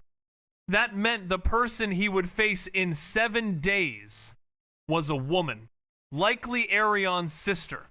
Maybe, if not her, then their mother. Though the latter seemed too far-fetched, a Duke-level figure involving herself in a student duel would be humiliating. So, I have to prepare for her? Raziel thought. Or maybe someone else entirely. He'd have to consider all options. As for the notion of his defeat being inevitable, that wasn't new. Riven, like most gods, loved to speak in layered truths, coated in prophecy and half-smiles. Raziel understood that. You do what you do, and I'll do what I can, Raziel responded coldly. And no, my end is in my hands, not in anyone else's. All right, I understand. Everyone has their right to fight. And me? I never said I would stop you, did I? You must know me by now. I'm kind and benevolent. After all, Riven chuckled lightly. Raziel didn't respond. His irritation was growing. Don't be like that, Riven continued. I just wanted to chat with someone who's died over 9,000 times. Honestly, you're the most fascinating person I've ever met. Even I haven't seen anyone like you. Still, Raziel remained silent. Am I that annoying now? How about this? I'll ask one last question, then I'll shut up. I'm curious, why didn't you just give up the match happening in 7 days? I mean, you would lose. That's clear. You know it. I know it. Wouldn't it be easier to just forfeit, walk away? You already got what you wanted. Why resist the inevitable humiliation and pain? Raziel went silent. The question hung in the air, or rather, in the corridor of his mind. Riven wasn't wrong. Raziel could surrendered, let it go. Walked away with his head low and dignity intact. He had the holy promise shielding him then. No one could touch him. But that wasn't the point. Something in his chest twisted at the thought, not because of pride, not because of hatred, but something deeper. Something that made him feel like if he ran, if he gave up, he'd never be able to look at himself again. So finally, he answered. Some battles aren't fought for victory. Maybe sometimes you just fight to let the world know someone stood on the battlefield. Even if he lost, you, of all people, should know how fate works better than anyone. So why try again? Give up? The mental link fell into momentary silence. Then, wait, what? How do you know that? No, how far in the future have you gone? Riven's voice suddenly rang in his head. Not with calm curiosity this time, but something close to genuine shock. That information isn't something you should know. Even other. Raziel smirked slightly, his eyes still fixed upward. You, of all people, should know how fate works better than anyone. So why try again? Give up? The mental link fell into momentary silence. Then, wait, what? How do you know that? No, how far in the future have you gone? Riven's voice suddenly rang in his head, not with calm curiosity this time, but something close to genuine shock. That information isn't something you should know. Even other. Raziel smirked slightly, his eyes still fixed upward. Now we're even, I suppose. Chapter 68. Don't give a fuck. Mortal. Since you know about her, you should also know what you're supposed to do. Or do I need to remind you? Riven's voice had changed, no longer light and playful, but sharp, cold, and dripping with divine condescension, like a god speaking to an insect. Raziel smiled faintly. So we've dropped the friend act already? That fast? He said quietly. No fear in his voice, only mockery. Already jumping to threats? His eyes narrowed. I haven't even done anything. I said nothing wrong. I listened to all your grand words, didn't I? You called my end inevitable, said I'd lose, mocked my plans, and I just sat here silently. Smiled even. He leaned slightly back in his chair.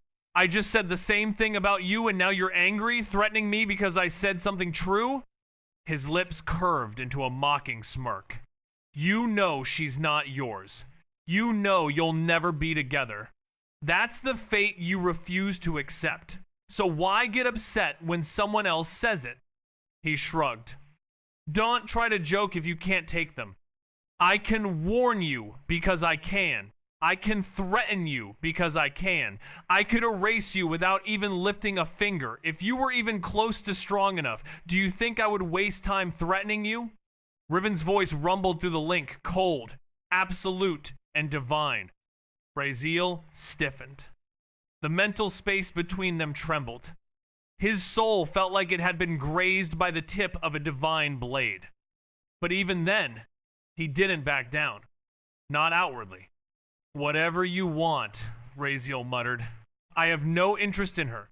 She's not in my plans. I'm not chasing her or trying to get involved in your sacred soap opera. his fist clenched tightly beneath the table, knuckles white. Not out of anger toward Riven, but toward himself. Yes, this powerlessness, this is what he hated most. Anyone could invade his thoughts, speak in his mind, threaten him, command him, silence him, and all he could do was sit there because he was weak. He was only alive right now because it served their plans, the greater good, the preservation of fate, the sacred balance, or whatever the gods called it. Riven wouldn't kill him yet, not until his so-called sacred duty was fulfilled. But that didn't mean Raziel felt safe. He couldn't trust gods, not ever. They could change their minds. They could end him with a breath, and that was unacceptable. He needed strength, real strength. He couldn't keep living like this, afraid to even speak in his own mind, afraid that one wrong word might end him. That kind of existence wasn't living at all. Sigh. I shouldn't have let anger get the better of me. Riven's voice came again, softer this time, more grounded, almost regretful. Especially not one like you. Someone with so much to carry for the balance. Apologies, kid. I just lost control for a second. Maybe it was guilt. Or maybe just divine pride masking itself in humility. Maybe talking about her. That girl had stirred something in him, made him overly protective, overly sensitive. Maybe it was his arrogance that couldn't tolerate being spoken to as an equal by a mortal. Raziel didn't care either way. Just don't bother me, he said flatly. He didn't need apologies, especially not from gods. They said sorry like it was some holy chant, nothing but shallow words to protect their pride, not to admit fault. Today you could wipe out hundreds of F-rank monsters with ease. But if you want to improve faster, here's my advice. Fight more, kill more, train like a madman, and above all, get more skills. Especially offensive ones. Right now, if you face someone with long-range abilities, you'll be finished before you can even get close. Raziel didn't argue. He knew it already. And he knew what needed to be done. It wasn't about survival anymore. He wanted to win. Today you could wipe out hundreds of F-rank monsters with ease.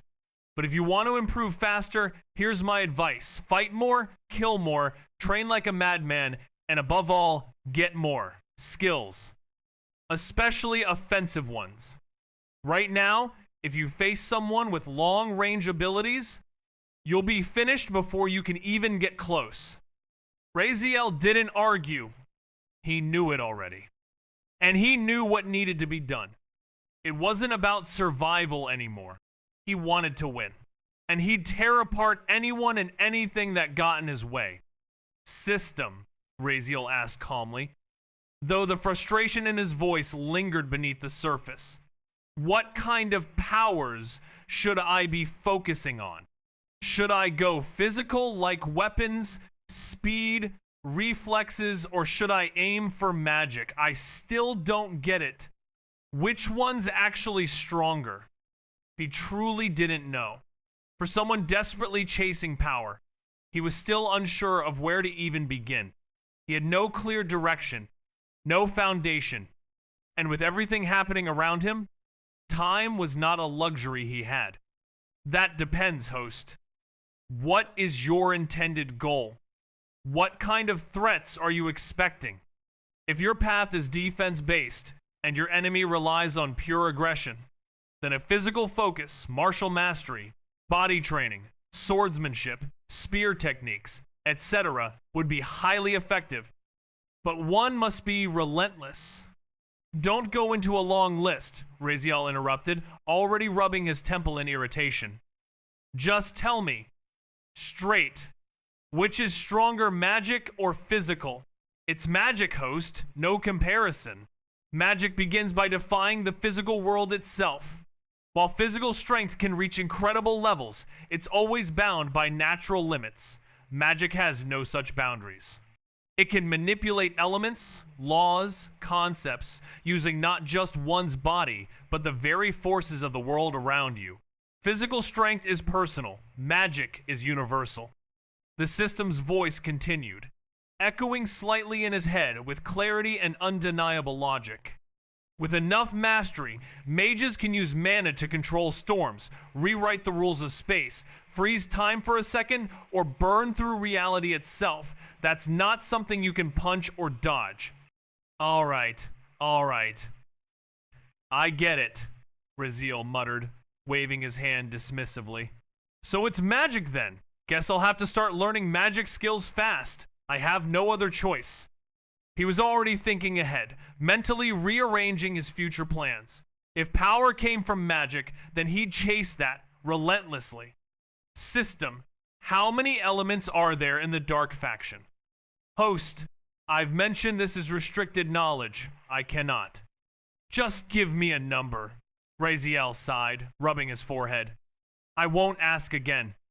There are many, but the main ones are 13. 13. Raziel rubbed his chin thoughtfully.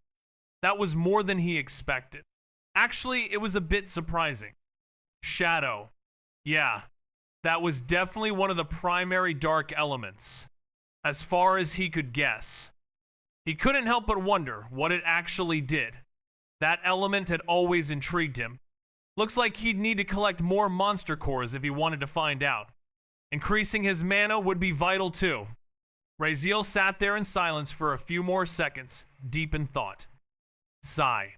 Let's not complicate things for now, he muttered. First, I need to take care of the more immediate problems. Food, shelter, clothes. Those were real problems. He didn't have anything, and he knew absolutely no one in this empire was going to help him. Well, maybe there was one solution. He remembered hearing that the academy provided dorms and even food for all the students. Perhaps he could take advantage of that, at least for this week. Temporarily, but just to survive. Just as he was mentally mapping things out, a voice rang out loudly, slicing through the air like a blade. Professor Thalia, I'd like to raise an objection. As you can see, the boy sitting in the back clearly isn't interested in listening to important matters like the rules, regulations, or how to earn contribution points. The voice continued, harsh and filled with contempt. I don't believe he deserves to be in this classroom.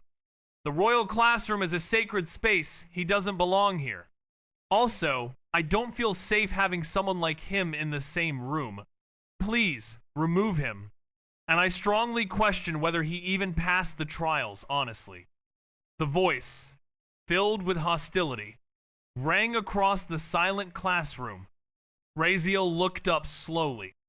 He had a pretty good idea who she was referring to, using words like unsafe and undeserving.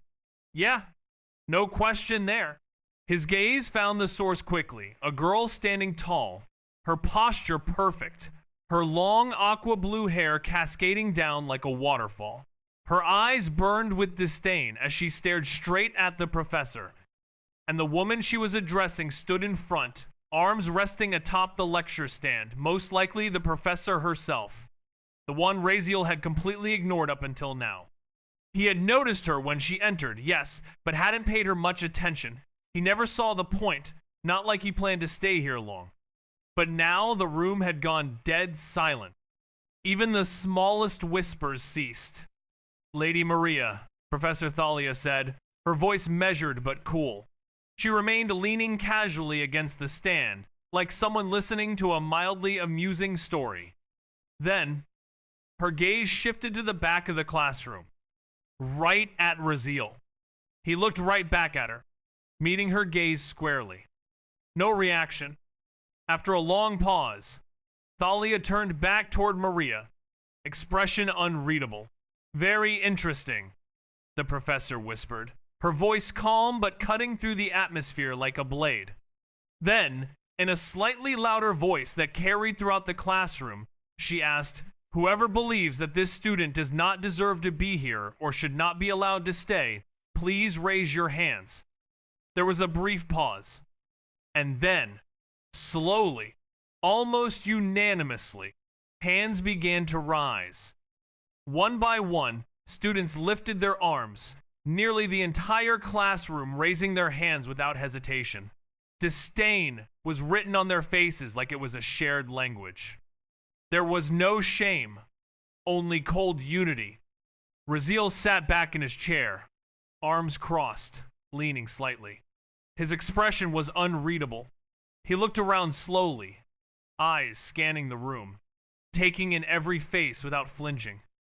This wasn't unexpected. It didn't even sting anymore. He scanned faces as the hands went up, Arion's, Silva's, and others. But then his gaze landed on three that remained still. Selena, Riven, Celestia. Of all people, they hadn't raised their hands. That caught his attention. Was it boredom, indifference, or something deeper? Riven, he understood. That guy knew too much. But Celestia, Selena, he couldn't be sure. Maybe it was beneath them to engage in such petty groupthink. Maybe they simply didn't care enough to participate. Either way, it wasn't out of kindness. Professor Thalia watched it all with practiced detachment. My, she said, voice laced with sarcasm. "Seems like almost no one wants you here, Mr. Raziel." She raised a hand, motioning for the students to lower their arms. "Sensitive matters." Her tone cooled. "Due to special circumstances, Mr. Raziel will not be permitted access to dormitories. He will not receive any of the regular benefits afforded to Royal Classroom students. No food, no healing. No monthly stipend, no protection. He may train, he may study, but the student zone's cafeteria dorms are off limits. This is the headmaster's decision." A wave of murmurs rippled through the classroom.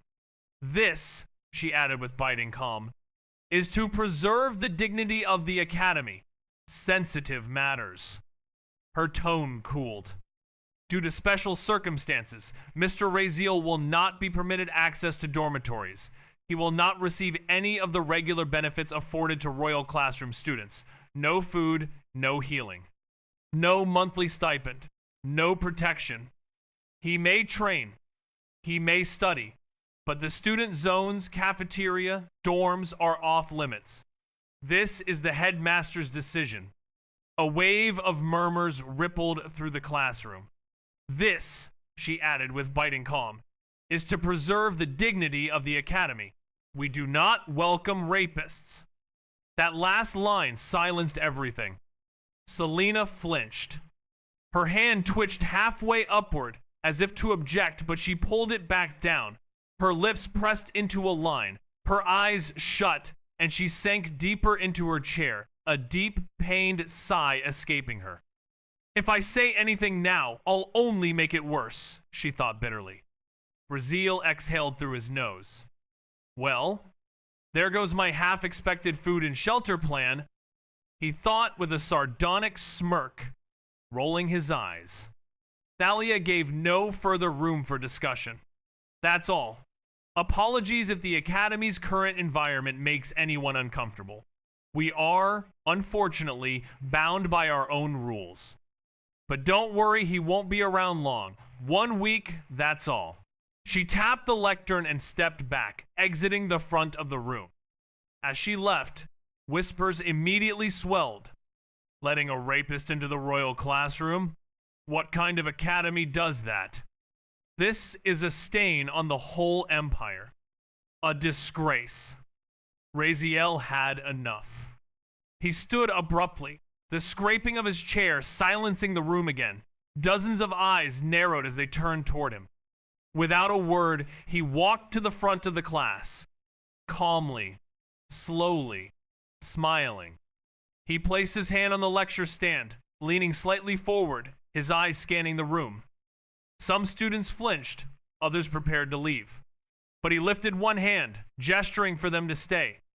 Wait, Raziel said, his voice calm, almost amused. Just give me a minute. I want to say something. Host, what exactly are we doing here? The system's voice echoed in his mind. Just a second, Villy, Raziel replied silently. I have something important to teach these fine people. He turned his attention back to the class, meeting their confused and hostile gazes. I see a lot of angry faces, he said. People dissatisfied with me being here, even hate me, and yet none of you know anything about me. Even Selena, Arion, and Celestia leaned slightly forward, listening now, his gaze locked on the blue-haired girl Maria, the one who had started this. I'm not here to explain myself. Just give me a minute. I want to say something. Host, what exactly are we doing here? The system's voice echoed in his mind. Just a second, Villy, Raziel replied silently. I have something important to teach these fine people. He turned his attention back to the class, meeting their confused and hostile gazes. I see a lot of angry faces, he said. People dissatisfied with me being here, even hate me, and yet none of you know anything about me. Even Selena, Arion, and Celestia leaned slightly forward, listening now.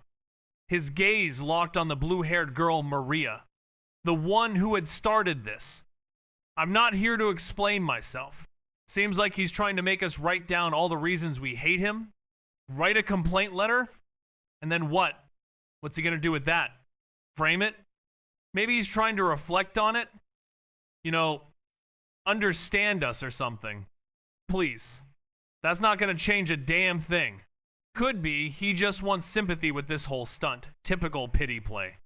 The classroom murmurs built in hushed confusion as everyone tried to guess what Raziel was planning. But Raziel continued, voice unwavering. So after you've written down all your complaints, he said, pausing just long enough to let the silence grow tense, fold the paper neatly, real tight.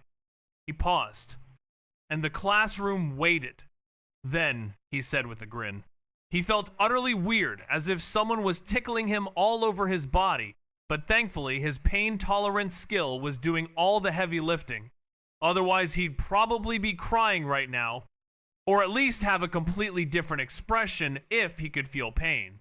But still, his rest didn't last long, as a notification suddenly popped up, congratulating him for killing an enemy, with his killing intent at a mere 0.1 out of 100, and warning him that a second wave was coming. Before he could even react, his body began to glow with a soft golden light, and in the next instant, all his wounds had vanished. The blood was gone, the cuts had disappeared, and to top it all off, new clothes had even materialized on him, leaving him stunned and bewildered by the sudden turn of events. He looked completely fresh, as if he hadn't been refreshed, with full health, full stamina, and a full reset, which prompted him to mutter a remark, his eyebrows lifting slightly in surprise, noting how convenient this sudden replenishment was. But his relief was short-lived as the next scene unfolded, bringing with it a new wave of tension.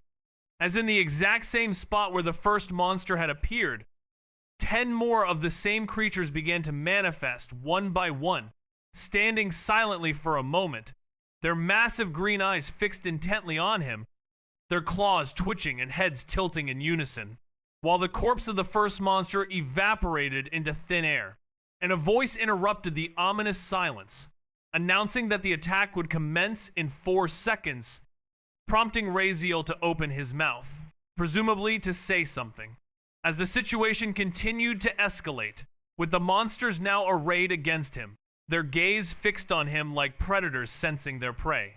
In a rather dramatic turn of events, a figure decided to open something, only to promptly close it again, seemingly having nothing of importance to say, and instead chose to raise a dagger in silence, as if to make a bold, yet wordless statement, and then a count began, with the numbers 3, 2, and 1 being uttered, followed by the swift and repeated sound of swishing, which occurred 3 times.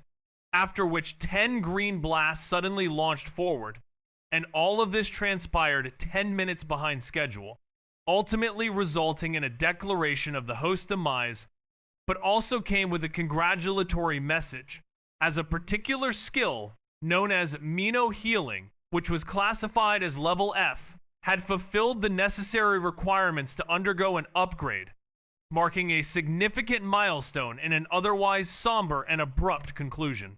Raziel gasped sharply as he revived on the exact spot where he had died, his lungs filling with air like he'd just surfaced from deep underwater, and his body once again looked completely untouched, freshly restored. Then he blinked, looked down at himself, then at his surroundings, and he mumbled to himself, I fought 10 of those fast-ass bugs for 10 whole minutes.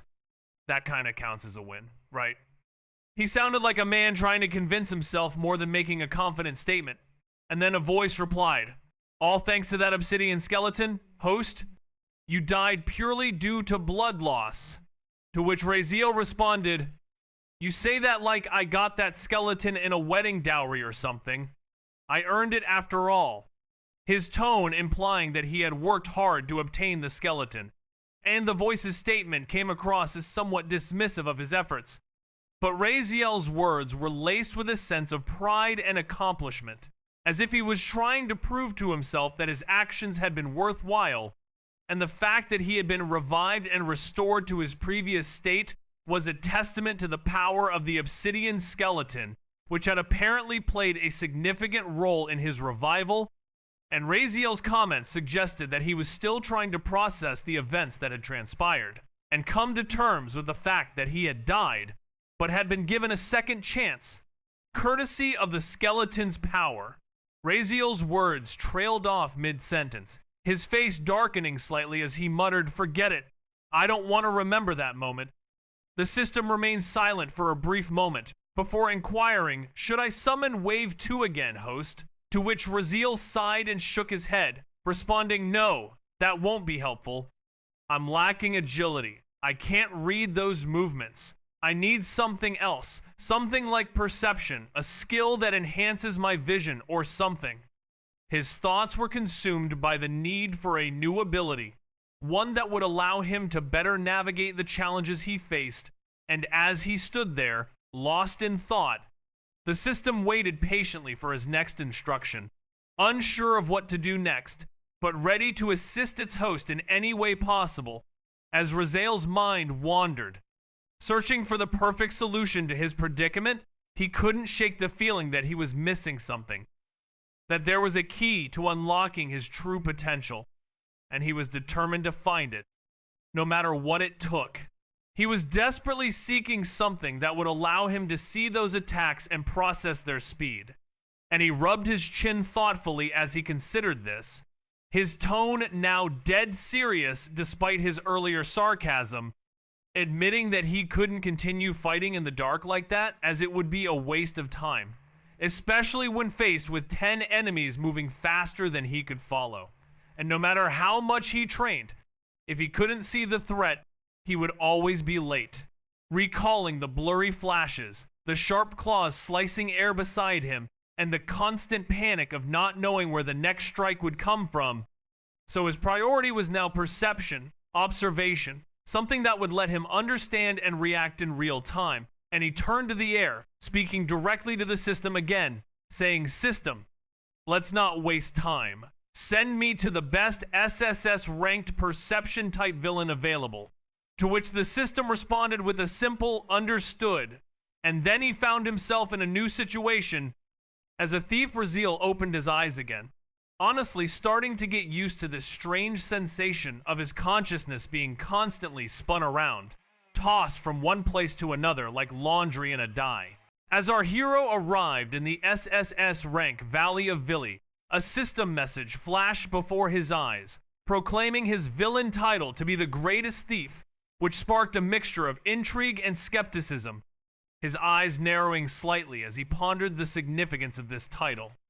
Rubbing his chin thoughtfully, he murmured to himself, this one actually sounds better than the last two weirdos I met, and the title itself was quite captivating, he thought. Being a thief isn't exactly what I imagined for someone considered the strongest in perception, he mused aloud. But then again, who is he to judge?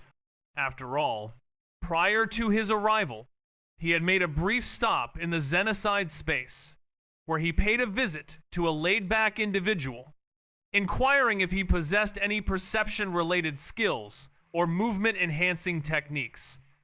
A fleeting encounter that only added to the mystique of his current situation, as he delved deeper into the enigmatic world of the SSS rank Valley of Villi, with his title of Greatest Thief hanging over him like a badge of honor, or perhaps a warning sign.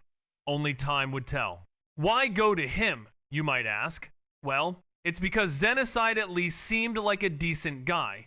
Calm, honest, maybe even helpful. The kind who wouldn't say no if you asked nicely.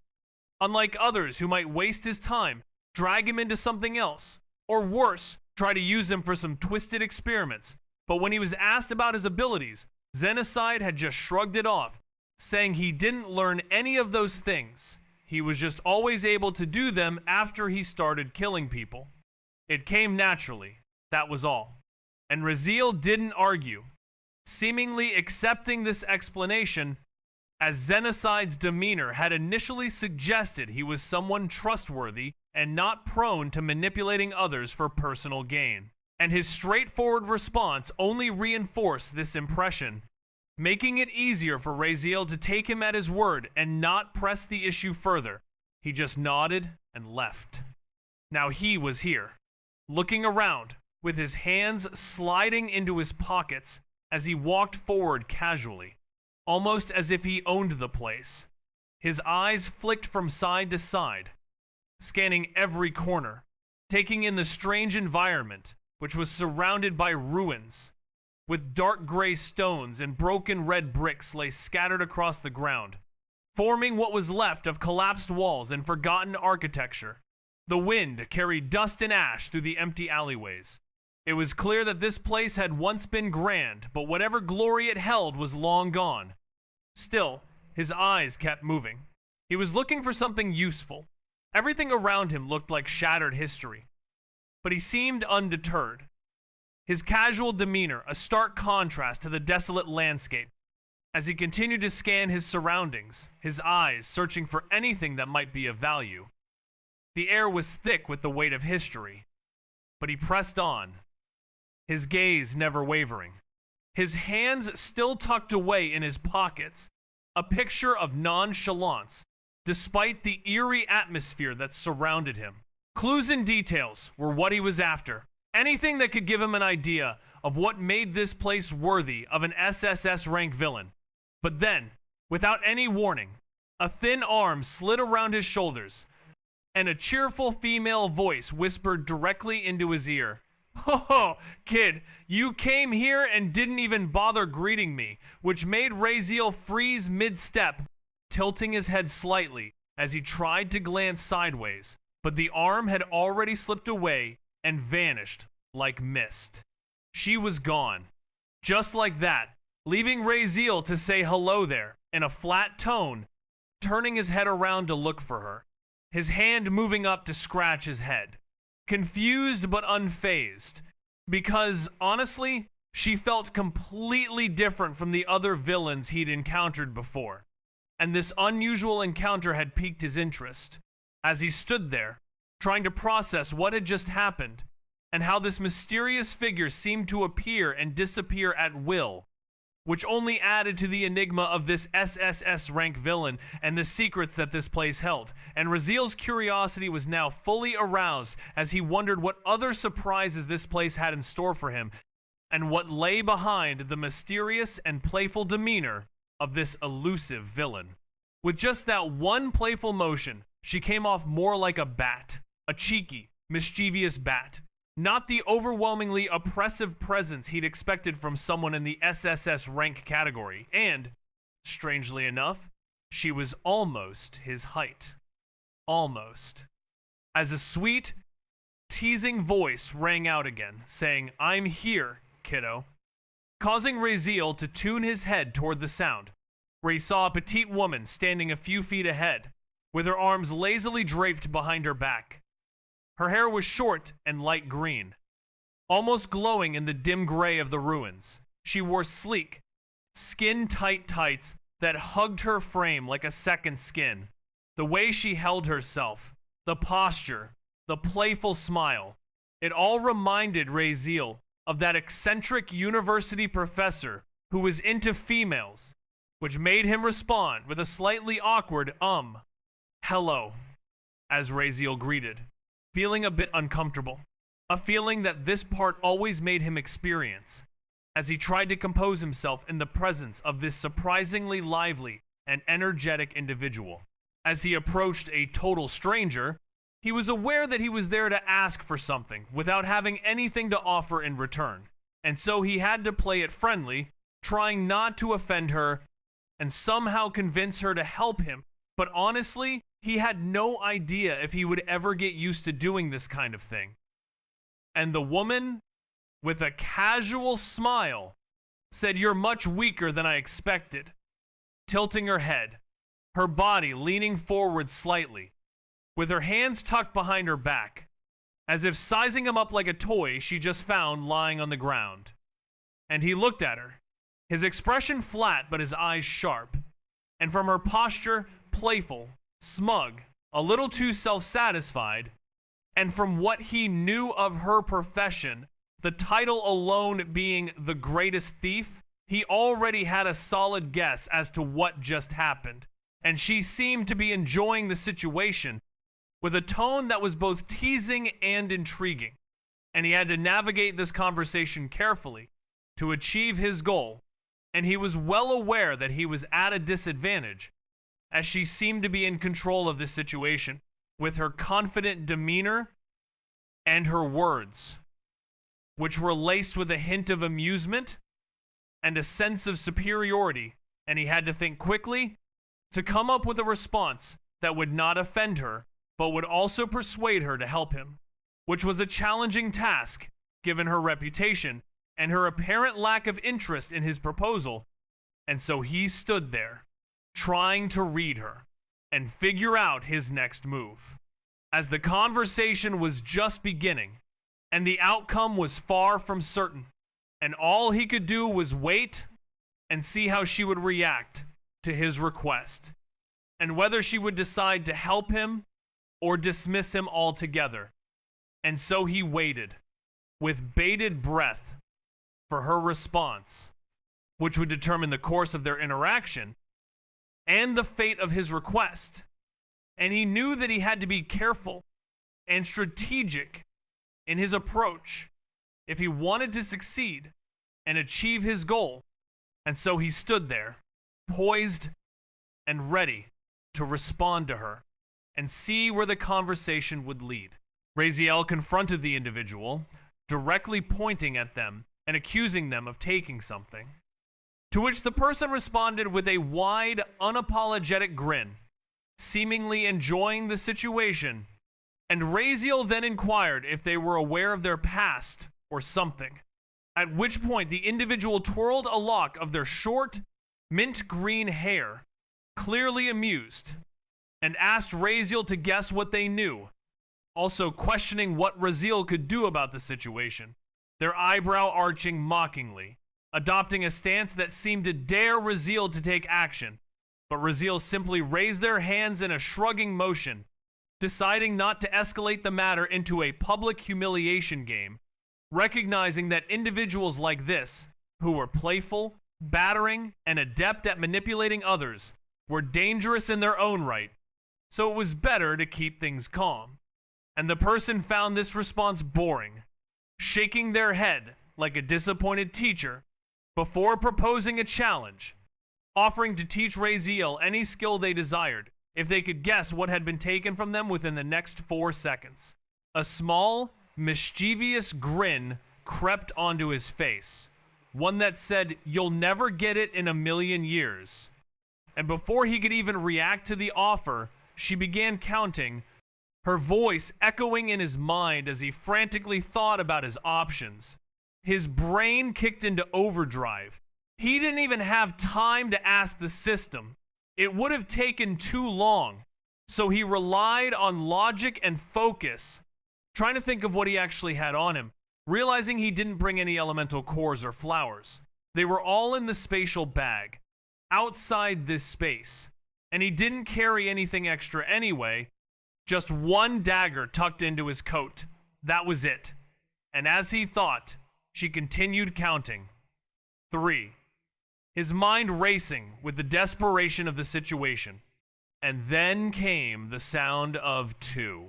His thoughts were a jumbled mess, but he knew he had to think fast. The counting was going to end soon, and he still had no idea what to do. His mind was a blank, and all he could think about was the fact that he was running out of time. The grin on her face seemed to be getting wider, and he could sense her excitement. His own heart was pounding in his chest as the countdown continued. And he was still trying to come up with a plan, but his mind was a complete blank, and all he could do was wait for the inevitable. The sound of her voice counting down was all that filled his mind as he stood there, frozen in time, waiting for the outcome. The counting was getting closer to the end, and he was still without a plan. His brain was not working, and all he could think about was the dagger in his coat, and how it was probably not going to be enough to get him out of this situation. And then the counting finally stopped, but the outcome was still unknown, and all he could do was wait and see what would happen next. His heart was still pounding, and his mind was still racing, but he was ready, or so he thought, for whatever was going to happen. But deep down, he knew he was not prepared for the unexpected, and that was what made this situation so terrifying. He suddenly blurted out that it was his dagger, accusations flying as he claimed she had taken the dagger he kept in his inside pocket, to which she responded with a sweet and innocent tone, saying he didn't answer. And then she dramatically swung her arms out, hands raised as if presenting the world's greatest treasure, and Raziel blinked in surprise, seeing something black dangling between her fingers. Something that looked horrifyingly familiar, and he couldn't help but stutter as he asked if that was what he was looking for, his voice cracking as he took in the sight. And she twirled the black fabric like a victory flag, holding it up for all to see, asking if that was what he was looking for.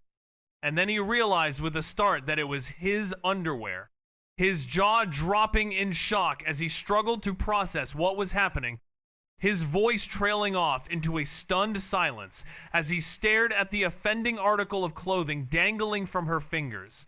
The absurdity of the situation washing over him like a wave, and he couldn't believe she had actually taken his underwear. The embarrassment and shock written all over his face as he stood there, frozen in stunned dismay. He let out a deep sigh, mentally categorizing this entire experience as a traumatic event that would require therapy to process, but nevertheless, he was willing to endure it if it meant gaining perception-type skills from the most skilled thief in the system. So he decided to take the unpleasant experience in stride, figuratively holding out both hands to accept it and choosing to remain silent. Then he muttered a request, asking if she could at least return something, to which she responded by looking at him with a lingering smile, inquiring if he was feeling embarrassed. Her expression a picture of amusement, as he stood there, struggling to come to terms with the situation, which marked the beginning of a new chapter, one that would introduce new skills, as indicated by the title of the chapter, New Skills, which hinted at the acquisition of new abilities. And the protagonist's awkwardness was palpable as he stuttered out a hesitant response, setting the stage for the events that would unfold in Chapter 61. He let out a deep sigh, mentally categorizing this entire experience as a traumatic event that would require therapy to process, but nevertheless, He was willing to endure it if it meant gaining perception-type skills from the most skilled thief in the system. So he decided to take the unpleasant experience in stride, figuratively holding out both hands to accept it and choosing to remain silent. Then he muttered a request, asking if she could at least return something, to which she responded by looking at him with a lingering smile, inquiring if he was feeling embarrassed.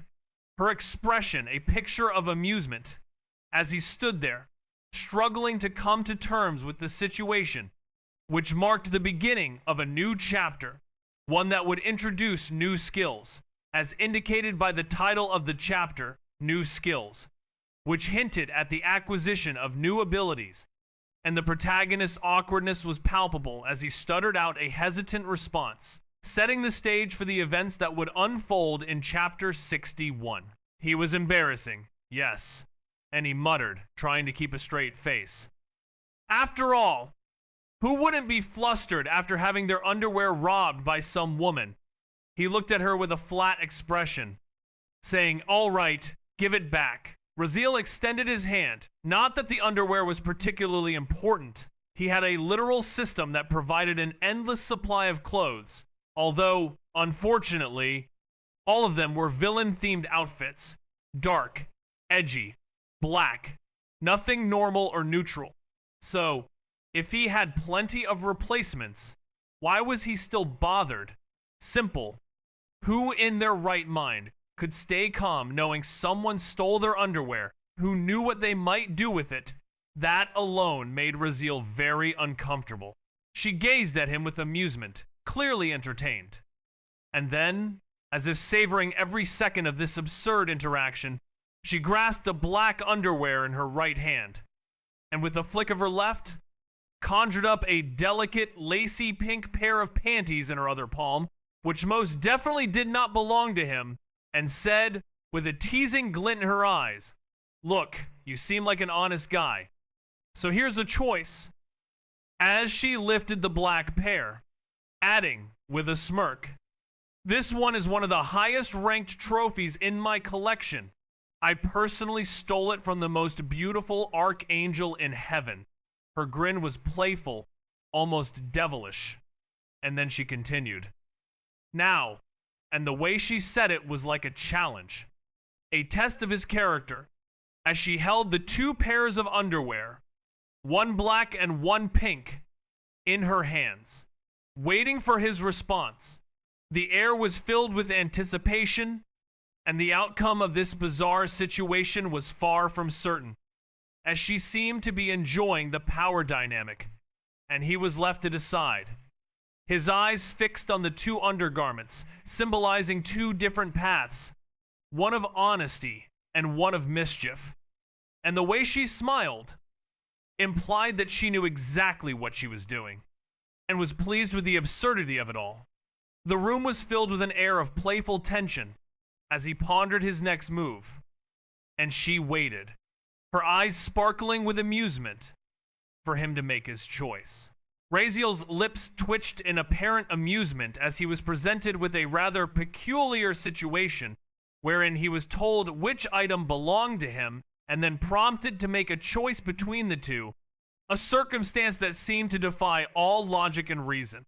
His gaze inadvertently fell upon the pink pair, and his eyes landed on the pink panties, which, to his utter dismay, appeared to be used, sparking a multitude of questions in his mind, including the nature of the individual's behavior and the motivations behind such a bizarre display, particularly in light of the vast collection that lay before him, which seemed to suggest that this was, in fact, a habitual practice, prompting him to wonder what kind of person would engage in such activities, and whether this was some sort of twisted game, reminiscent of the ancient tale of the goddess in the pond, where an individual would be presented with a choice, a test of their honesty, and if so, what the true purpose of this exercise could possibly be.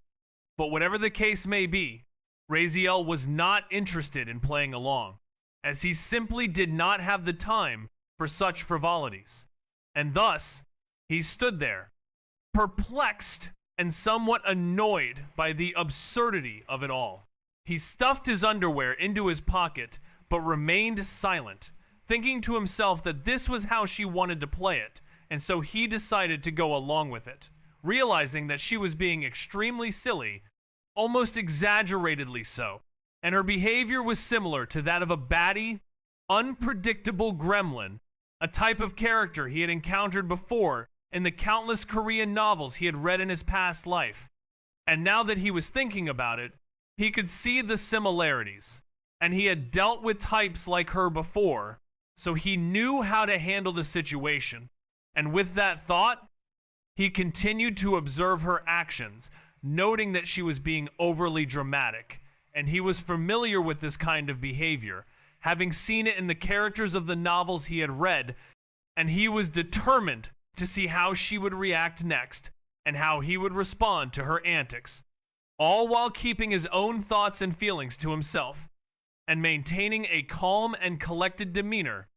Despite the absurdity of the situation, he stuffed his underwear into his pocket, but remained silent, thinking to himself that this was how she wanted to play it, and so he decided to go along with it, realizing that she was being extremely silly, almost exaggeratedly so, and her behavior was similar to that of a batty, unpredictable gremlin, a type of character he had encountered before in the countless Korean novels he had read in his past life.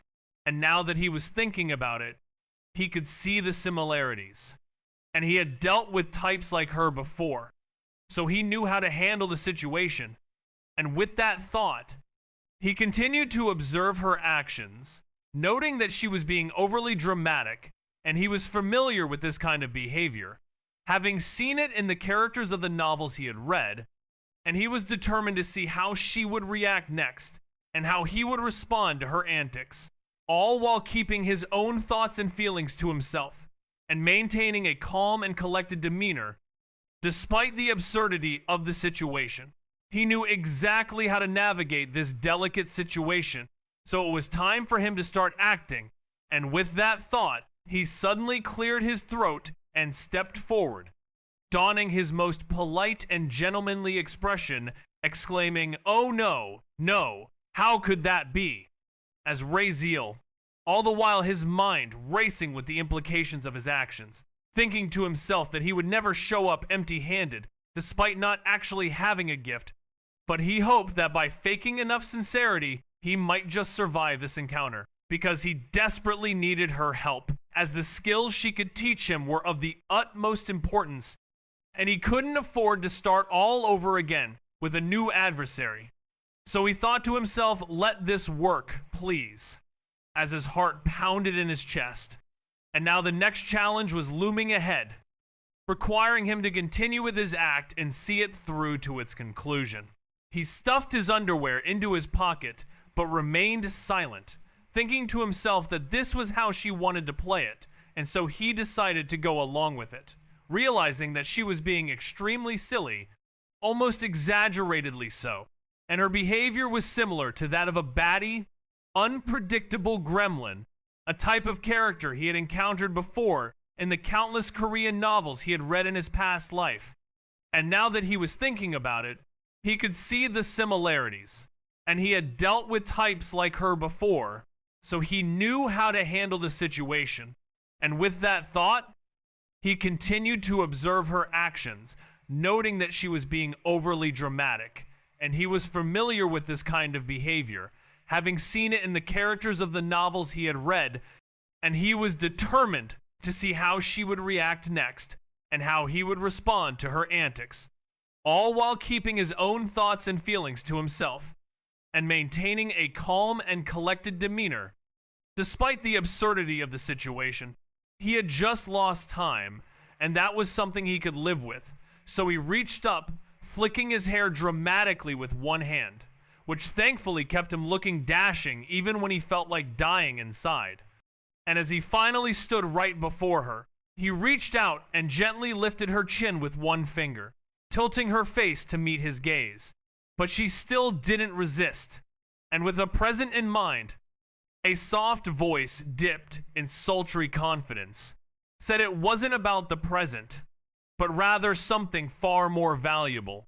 As he leaned in, his lips just inches from hers, proposing an offer that involved a much more intimate and personal possession, his body, in exchange for the prize of learning her skill, a proposition that hung in the air, filled with anticipation and uncertainty, as the moment between them seemed to stretch on forever, with the only sound being the soft whisper of his breath against her skin, and the only movement being the slight tilt of her head, as if waiting for something more to happen, or for him to make his next move, all while maintaining an air of confidence and charisma that seemed to surround him like an aura, making the atmosphere around them feel electric and tense, as if the outcome of this moment would change everything.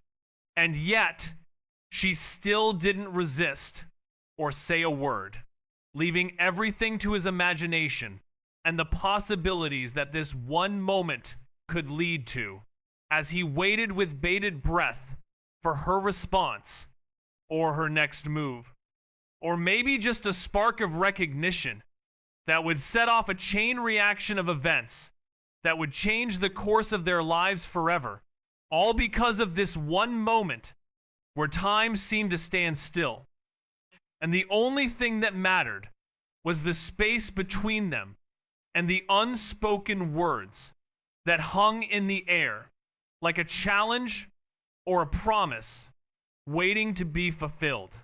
The scene unfolded with a rather dramatic and cringe-worthy moment, prompting an outcry of disgust from the system, which vehemently expressed its distaste, questioning the origin of such a brazen move, even comparing it to something out of a trashy web novel, exclaiming in pure disgust as Raziel chose to ignore the system's outburst, opting instead to focus on his bold approach, reasoning that this might be his best chance to leave an impression on the woman standing before him, an SSS ranked villainess who was likely older than entire civilizations, thinking that perhaps something as audacious as this could actually amuse her. And maybe, just maybe, it would work. As for the embarrassment, Raziel was beyond that, his skin having thickened to steel over the past few days, with no audience to witness his potential fall, just the chaotic woman before him. His hand remained under her chin, and she continued to stare up at him. The silence stretched out, with Raziel's bold move hanging in the balance, awaiting her response, as the woman, an SSS-ranked villainess, stood there, her eyes fixed on him, the tension palpable, the outcome uncertain, and stretched until finally, PFFFT. A burst of laughter erupted from her as she sprayed air towards his face, barely holding herself back, doubling over, slapping her thigh, and wheezing, then clutching her stomach like it hurt, gasping between laughs. "Oh my!"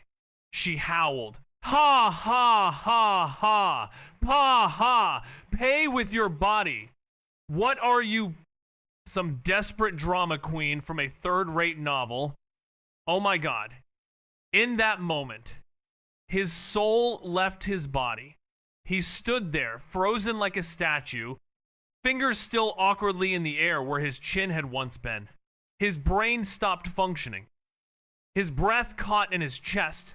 The system muttered flatly, "Now you realize how cringeworthy that was." Huh. As Lily found herself on the ground, literally rolling around in the dirt, tears forming in her eyes as she kicked her feet, exclaiming, "Oh no, no, no! Ha ha ha, you're too much! That was the best thing I've heard in centuries! Who does that? You thought I'd go all blushy like some schoolgirl. Oh my god!" Meanwhile, Raziel was still frozen, still dead inside. But Lily looked up at him while wiping her tears, grinning like a lunatic. Her laughter still echoing softly through the ruins, the kind that hit deep and refused to stop. And she said, "You're either stupid or absolutely insane. Either way, I love it."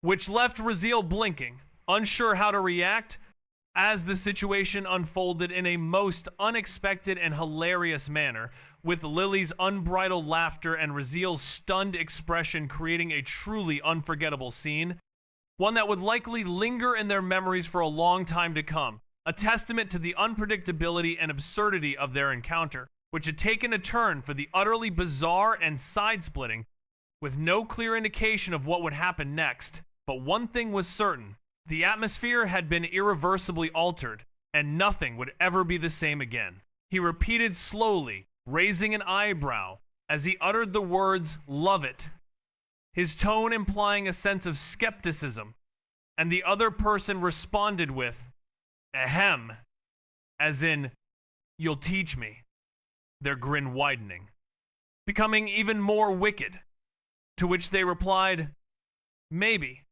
but only if you do one more thing," and Raziel tilted his head, inquiring, "And what's that?" His earlier embarrassment seemingly gone, burned to ash like a useless old scroll, no longer a concern. For if shame could be set on fire, his was already incinerated and blown away with the wind, and the little sacrifice that was being asked of him was just that. A small price to pay. As he stood there, his emotions now a mere afterthought, his focus solely on the task at hand, the proposition that had been put forth, and the wicked grin that seemed to grow even wider as the conversation continued, with an air of anticipation and a hint of mischief, the outcome of which was still uncertain. But one thing was clear: the stakes had been raised, and the game was most definitely on. Lily leaned in close, her breath teasing his cheek, her voice dropping to a syrupy, sensual whisper that felt far more dangerous than anything she had done so far, as she uttered the words, "Call me, Mommy," a phrase that sent Raziel's soul nearly leaving his body, prompting him to gasp. What? As he stumbled back a full step, as if he'd been struck by a divine grade lightning bolt, the air around him crackling with the silent scream of his pride being shattered, a moment that eerily echoed the dramatic scenes of a Korean drama, leaving him reeling in shock and disbelief. His composure shattered by the unexpected and provocative request, his mind struggling to process the implications of her words, as he stood there, frozen in a mixture of astonishment and horror, the sound of his own ragged breathing, the only thing that broke the stunned silence, a sigh eventually escaping his lips as he tried to come to terms with the sheer audacity of her suggestion, his eyes wide with a mix of shock, embarrassment, and a hint of fascination, as the scene unfolded like a dramatic plot twist, leaving the outcome hanging precariously in the balance.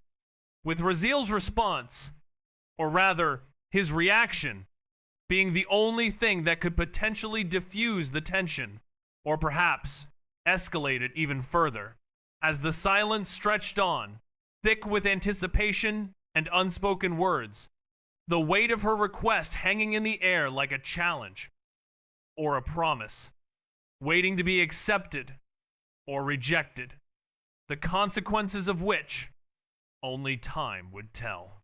"It's all right," the voice said with a tone that was a perfect mix of sarcasm and teasing, sounding like it was holding back laughter as it echoed in his head, saying he won't be able to do it and that he shouldn't worry because he won't forget this moment, promising to remember and suggesting they just leave the place, clearly indicating that the sacrifice was too much. And then the system's voice continued, saying he's the kind of guy who'd rather die than apologize, and that this was leagues beyond that, which left Raziel standing frozen, his mind reeling, as he gulped and stared at Lily, trying to ease the words from his brain, but they were etched there, permanent and taunting. And then Lily chimed in, singing "Be Quick Now," spinning slightly on one heel, warning that he's only got 8 seconds left. The situation unfolding with an air of urgency and anticipation as the clock seemed to be ticking away and the tension was palpable. with Raziel's predicament hanging in the balance, and Lily's words only adding to the pressure. As the moment hung suspended, waiting to see what would happen next, with the consequences of his actions, or inaction, looming large, and the outcome far from certain, as the scene played out with a sense of dramatic flair and a hint of the unknown, leaving everything to be determined in the fleeting moments that followed.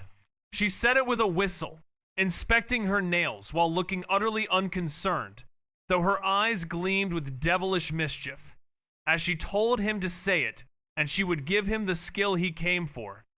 Meanwhile, Raziel remained like a statue. Not a muscle moved, not a thought formed that wasn't screaming, and the system whispered again, its smug tone lighting every fuse in Raziel's skull, saying, "Let's go. Host, enough embarrassment for today." Yes. Then Lily added, "How about 2 of my skills?"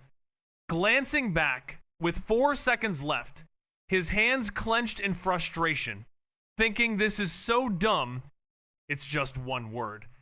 As the tension built up, and the system's tone only added to Raziel's frustration, while Lily seemed to be enjoying the moment, her eyes gleaming with mischief, as she waited for him to give in, and the clock was ticking.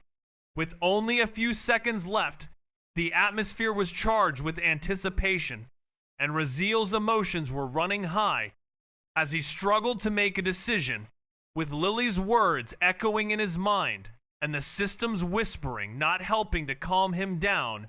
It was a moment of truth, and Raziel's next move would determine the outcome. As he stood there, frozen in time, his mind racing with thoughts and his heart pounding with excitement, and Lily's voice still lingered in the air, saying, "How about 2 of my skills?" A proposal that seemed to be pushing Raziel to his limits, and the system's voice was still whispering in his ear, letting the host know that time was running out and a decision had to be made. As the clock ticked away, and the silence was deafening, with only Raziel's thoughts breaking the silence, as he thought to himself, "This is so dumb, it's just 1 word." But the stakes were high, and the consequences of his decision would be significant, and Lily's eyes were still gleaming with mischief as she waited for Raziel's response, and the system's tone was still smug, and the tension was still building up. As the moment of truth approached, and Raziel's next move would change everything, and the outcome was far from certain, as Raziel stood there, frozen in time, with his mind racing, and his heart pounding, and the clock ticking away, with only seconds left to make a decision that would determine the course of events, and Lily's proposal still lingered in the air. How about 2 of my skills?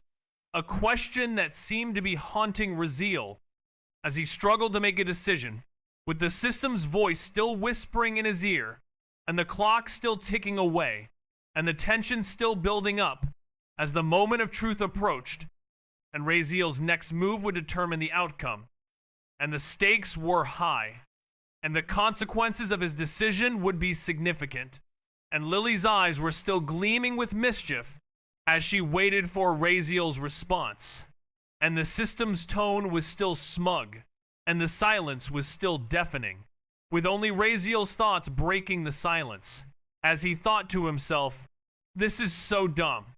It's just 1 word." But the outcome was far from certain, and the tension was still building up.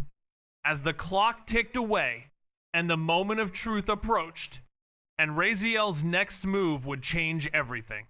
He was willing to settle for just 1 thing, possessing 2 skills which would bring everything to a close, allowing him to pretend the entire ordeal had never occurred, a far more appealing prospect than engaging in another brutal battle against 10 insect monsters that would likely leave his bones shattered once more. A grim reality that made his decision seem rational, and as he stood there, his lips began to tremble.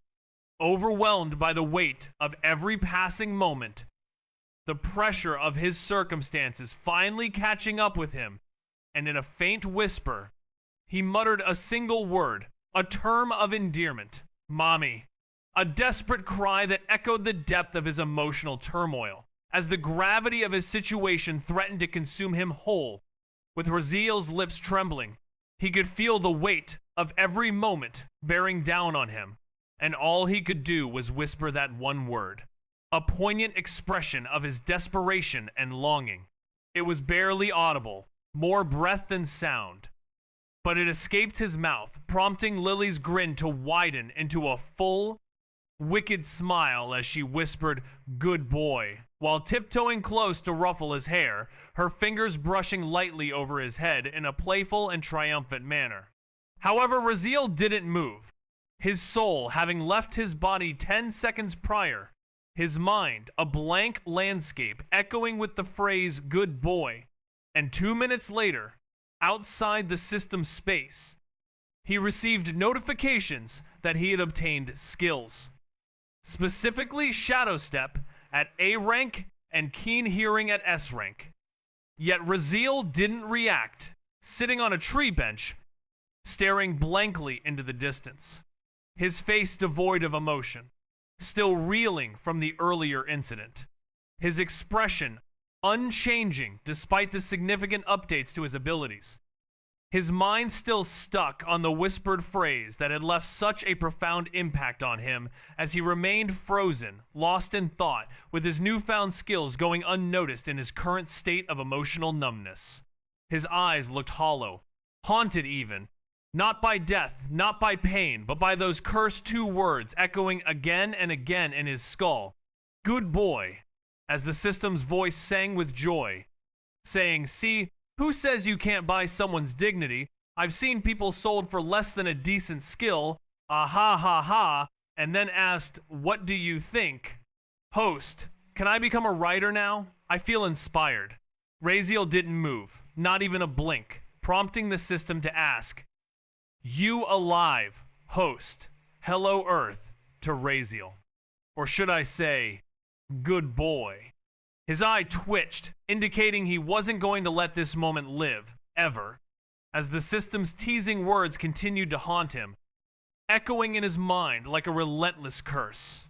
He would buy it, kill it, pretend it was a dream, a hallucination bought on by lingering trauma, anything. But if she ever dared to repeat that phrase again, "good boy," Raziel stood up with a slow, heavy exhale. The skills he just acquired were powerful, insanely so, worth every piece of the humiliation, even if he'd rather die than admit it out loud. "All right," he muttered, clenching his fists. Time to put these skills to use, and next time, his determination was palpable, his resolve strengthened by the weight of his emotions as he geared up to face whatever challenges lay ahead, his mind racing with the possibilities. The skills he had gained were not just a means to an end, but a testament to his unyielding spirit, and he was ready to unleash them, to put them to the test, to see just how far they would take him, and what he would achieve. With a fierce glint in his eye, he steeled himself for the journey ahead, his heart pounding with anticipation, his soul burning with a fierce inner fire as he prepared to take on the world, one step at a time. Raziel stood silently, still recovering from the embarrassment that had just occurred moments ago. But he quickly shoved it all into the darkest corner of his memory, refusing to let something like that define him. Not now, not ever. And so he asked, his voice low and firm, trying his best to sound unaffected. "All right, stop this bullshit and tell me what these skills do?" And in response, he was informed about the skills. Starting with Shadow Step, which is an A rank skill, categorized as active, passive, and non-upgradable, with the effect of allowing him to move silently, including his footsteps, rustling of clothes, and breathing, when walking on or beneath any shadows, with the added note that it only consumes mana when active. And then there's Keen Hearing, which is an S rank skill, categorized as passive, significantly enhancing his hearing to detect even the faintest of sounds, and also granting him the ability to instantly pinpoint the direction and distance of detected sounds, depending on his skill proficiency, and Raziel was determined to make the most of these skills. Pushing aside his earlier embarrassment and focusing on the task at hand, with a firm and resolute tone, as he tried to process and understand the full extent of his newfound abilities. Raziel raised an eyebrow and rubbed his chin, pondering the particulars of his recently acquired skill, Shadow Step, and couldn't help but express his skepticism, remarking that it seemed a bit too much for an A rank, as all it did was remove sound when he was in shadows, which to him seemed rather underwhelming, especially when compared to his obsidian skeleton, which was also S rank and practically unbreakable, leading him to feel that Shadow Step was overly ranked and even a little disrespectful, but the system was quick to correct him, explaining that Shadow Step was not overranked and actually deserved at least an A rank due to its immense utility in stealth situations, making no noise, including movement, clothing, rustle, and breathing, when within shadows, rendering it an extremely potent tool for infiltration, assassination, ambushes, or even escaping, practically broken for such purposes. Unless the enemy possessed special sensory abilities like mana detection or mental perception, in which case they might still detect him, and the system continued to elaborate that Shadow Step's classification as non-upgradable meant that its effect would not change or enhance with usage or proficiency, so what he saw was indeed what he got, with no potential for further development or improvement, a fact that the system presented without pause or hesitation, providing a clear and straightforward explanation for the skill's ranking and limitations. Raziel nodded slowly, seeming to grasp the concept, as he muttered to himself about active and passive abilities, and how he could turn it on and off at will, with the understanding that it would continue to function until he chose to disable it, and he also acknowledged that it would consume his mana, to which he received a confirmation accompanied by a remark about his substantial amount of mana, which he should use wisely, and as he scratched his chin, he was already envisioning numerous potential uses for the skill, recognizing that it wasn't just useful, but also potentially dangerous, as it would allow him to become virtually undetectable, like a walking ghost, without making a sound or leaving a trace, whether he was inside a structure, a dimly lit alley, or simply out at night, and he expressed his enthusiasm, saying it sounded like fun, before his attention shifted towards the second new skill he had acquired. Keen hearing, a unique skill for hearing, sounds somewhat underwhelming, as if it's not particularly impressive, but what's being overlooked is the fact that it's a complete 360-degree perception system, far beyond the normal capabilities of human senses, where eyes, even at their best, only cover a 120 to 200 degree field of vision, whereas this skill allows one to hear everything from the front, back, sides, above, and below, all simultaneously, which is a remarkable aspect.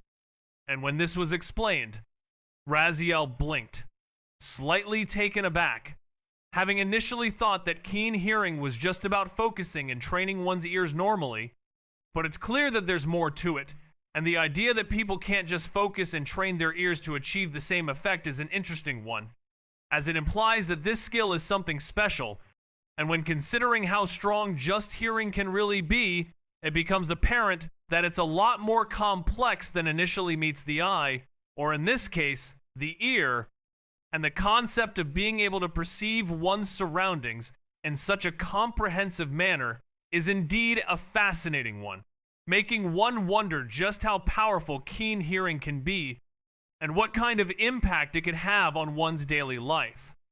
And the fact that it's not just about hearing, but about being aware of everything around you is a compelling idea that sparks curiosity, and the initial skepticism is slowly replaced by a sense of awe and interest as the true nature of keen hearing is revealed, and the possibilities it presents are slowly beginning to unfold, making it clear that this skill is indeed something to be taken seriously, and not just dismissed as something simple, And the more it's thought about, the more intriguing it becomes, and the potential benefits it could bring are slowly coming to light, making it a fascinating topic to explore further and learn more about. It's noted that unlike visual or mana-based senses, sound is far harder to deceive or ease, as mental and spiritual perception can be disrupted, and even mana senses can be fooled with illusions or suppression techniques, but sound is a different story. Unless an opponent uses extremely rare skills, everything will be heard, and with keen hearing, information is transferred to the brain instantly with no delay, improving reaction time passively as perception of incoming threats becomes near instantaneous. And at higher proficiency, this skill will allow the user to literally form visual images through sound alone, like an echolocation Ada, but clear, enabling them to fight with their eyes closed, and the system's tone grew even more informative, explaining that the display or format is different from older skills because this one is from an entirely different world system where each villain originates from a different dimension, and those skills can be translated into this interface. Some system traits remain unchanged, and it's all being taken in with a sense of understanding and acceptance as it's all being processed and considered, with the system providing a wealth of information and the user is taking it all in with a sense of wonder and curiosity about the possibilities and capabilities of this new skill and the implications of this different world system and how it all works and how it will all come together, with the user ready to move forward and see what's next and how it will all play out, with a sense of anticipation and a willingness to learn and grow and explore and discover and master this new skill and all its possibilities. Raziel nodded again, this time more seriously, as he was informed that his skill growth had 4 tiers: basic, intermediate, advanced, and ultimate, and he was currently at the basic level. But the good news was that this skill grew with use and talent, and his natural talent made his learning speed significantly faster. All right, Raziel nodded, finally satisfied, as everything was falling into place, and he could already think of dozens of ways to use these skills, even in combination, a soundless step and hearing everything within a wide radius, unlocking an assassin build, and he sighed. Maybe those humiliating moments were worth it after all, since both of these skills were high tier and had tons of uses, not just in combat, but also in survival and economy. And with that, Raziel said, all right, system, enough talk, time to test them out. Send me back to the training grounds. Let's see what can be done now. An affirmative response is given, initiating a transfer, and a preparation warning is issued, to which a confident affirmation is made, and then a go-ahead is given, after which the individual finds himself once again standing under the massive leaf canopy of the oversized biome, where soft green sunlight filters through the towering stalks, casting long shadows across the uneven ground. And suddenly 10 green figures materialize before him in a ripple of light, each one identical to the mantises he had previously fought and lost to. But this time everything is different, as the individual's ears twitch slightly with the activation of a special skill that alters his perception of the world, allowing him to hear everything around him, a heightened sense of awareness that is both intense and potentially overwhelming. And a muttered expression of determination is made to finally overcome the challenges that had previously been insurmountable, with a fierce competitive spirit and unyielding resolve to succeed where failure had once been the outcome. The stage is set for an epic confrontation, one that will push the individual's abilities to the limit and test his resolve in the face of adversity, as the familiar surroundings and formidable foes converge to create an unparalleled trial by combat. where the stakes are high and the outcome is far from certain, and the individual's skills and abilities will be pushed to the extreme. With his special skill allowing him to perceive the world in a unique way, and his unwavering determination driving him forward, the battle is about to commence.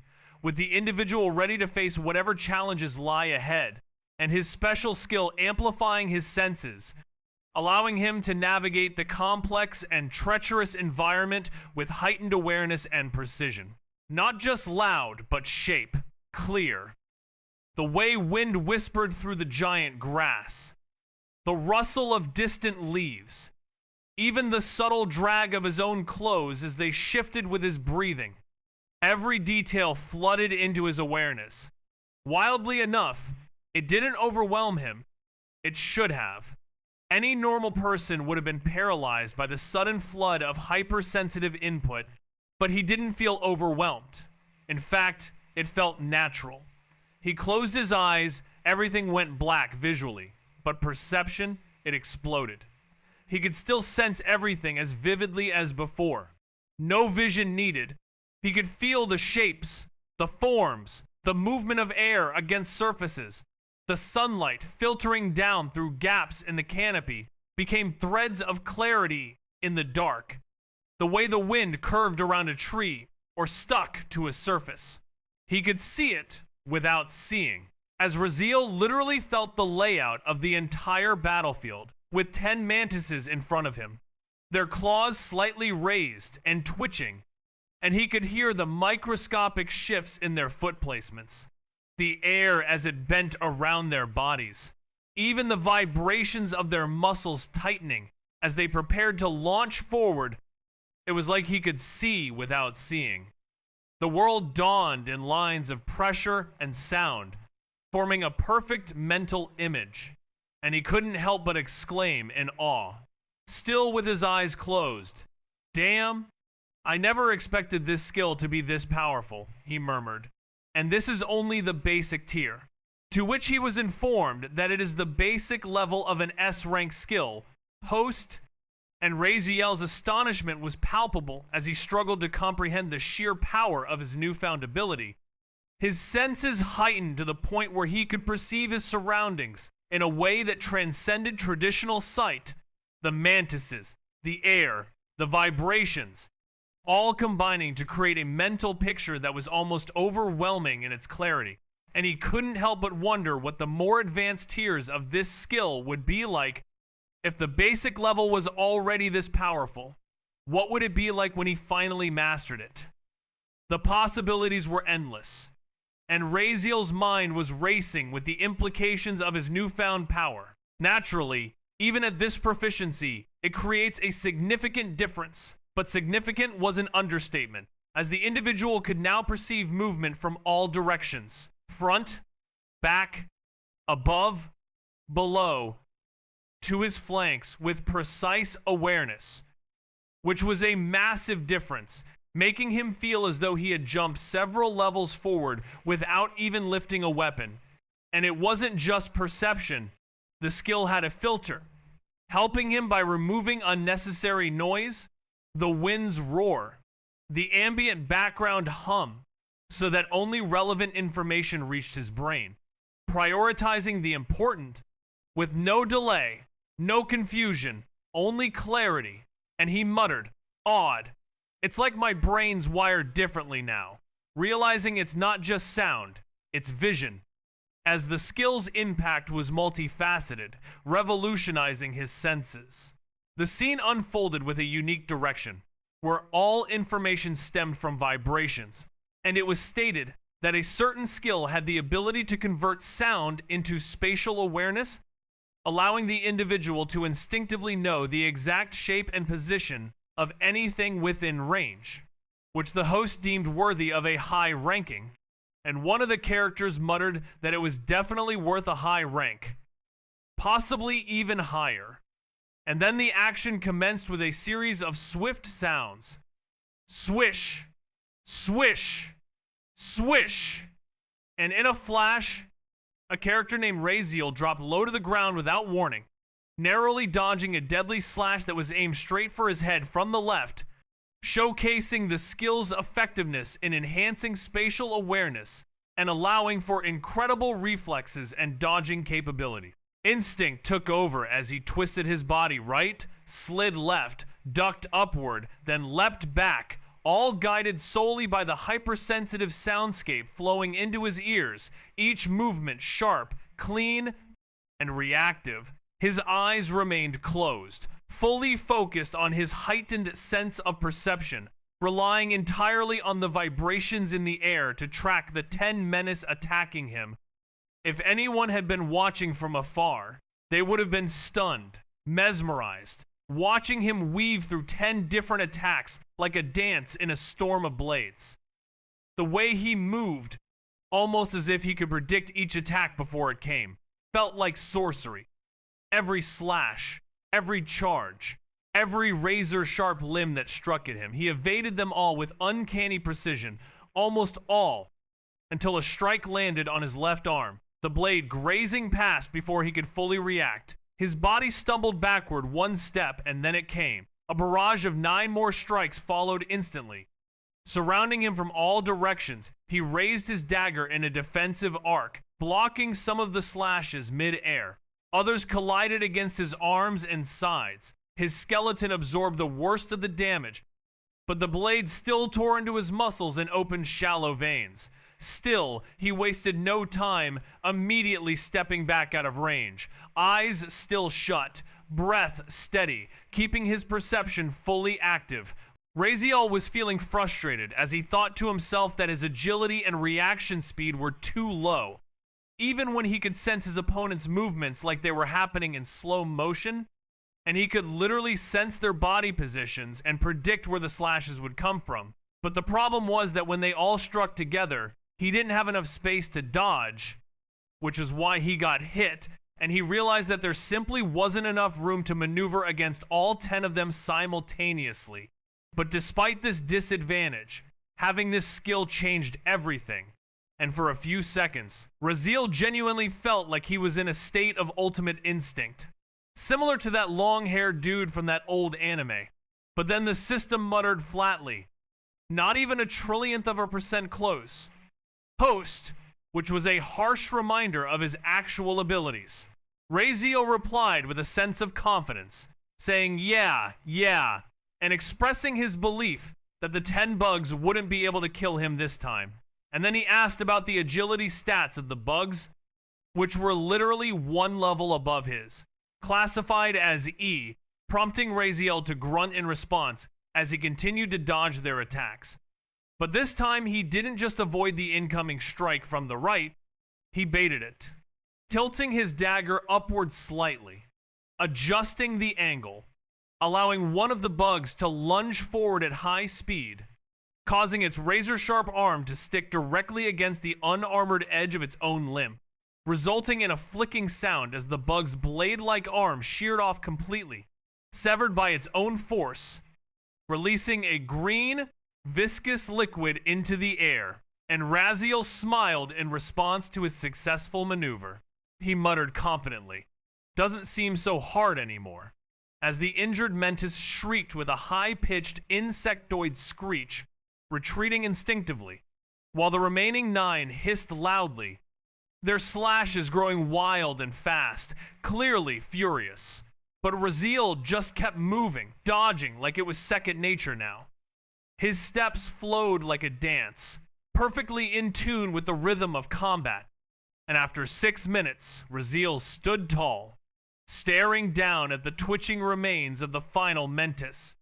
With a sharp slash, he severed its small head clean from its shoulders, prompting a message to appear: "Congratulations for killing 10 ranked F Mentis, host." And his killing intent was now at 1.1 out of 100, after which he wiped the green blood from his blade, and then he asked the system to show him his lesser healing progression, to which the system responded, E rank, lesser healing, 26 out of 1,000, and Raziel blinked, seemingly surprised that he had used it 26 times already. Why go to him, you might ask? Well, it's because Zenocide at least seemed like a decent guy. Calm, honest, maybe even helpful. The kind who wouldn't say no if you asked nicely. Unlike others who might waste his time, drag him into something else, or worse, try to use him for some twisted experiments. But when he was asked about his abilities, Zenocide had just shrugged it off, saying he didn't learn any of those things. He was just always able to do them after he started killing people. It came naturally, that was all.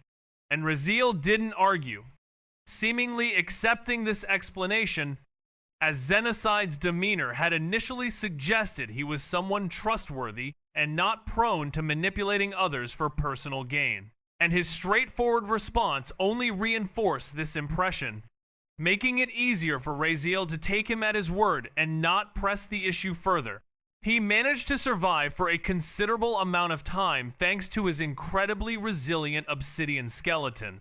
But now it seemed that his own abilities were the key to his survival, rather than relying solely on the skeleton. And this became particularly evident when he received a congratulatory message for clearing the second wave, immediately followed by an ominous warning that the third wave was imminent, prompting the host to prepare, and in an instantaneous response, a brilliant golden light enveloped Raziel's body, miraculously healing his wounds and replacing his damaged skin with fresh, unblemished tissue, while also replacing his blood-soaked garments with crisp, clean attire, leaving him momentarily disoriented as he struggled to adjust to his newfound state. And it was during this brief moment of stunned silence that the system's voice echoed once more, only to be swiftly overshadowed by a sight that made his face pale slightly, as 100 green lights suddenly materialized at the exact location where the first mentions had appeared, coalescing into a formidable army of 100 Mentises, standing 10 by 10, forming a deadly battalion that stood before him, leaving him to utter a mere in response to the bewildering and daunting spectacle unfolding before his eyes. He muttered, sweat forming on his brow, as the scene unfolded with a flurry of activity, the system announcing Wave 3, 100X, F-rank Mentis initiated. And in the midst of this chaos, Raziel asked the system how much time he had before the Academy morning started again, his gaze still fixed on the army of Mentis before him, and the system responded that there were still 6 hours left before it began, reassuring him not to worry, as it would notify him when the time came, which prompted Raziel to nod in acknowledgement, and then he exhaled slowly, stretching his arms, as he contemplated his plans, thinking that by morning, he could definitely upgrade lesser healing, and maybe even killing intent for sure. He paused, his lips twitching into a smirk, as he thought to himself, it can't be that he can't even manage to kill 1,000 of these things with infinite revives, right? And maybe, just maybe, if his keen hearing progressed quickly, he could push it to intermediate. Although that one felt a little less likely. But who knows? His talent is, after all, said to be the greatest of all. And anything can happen, he muttered to himself, his eyes narrowing with renewed fire, as he thought that he had to get stronger.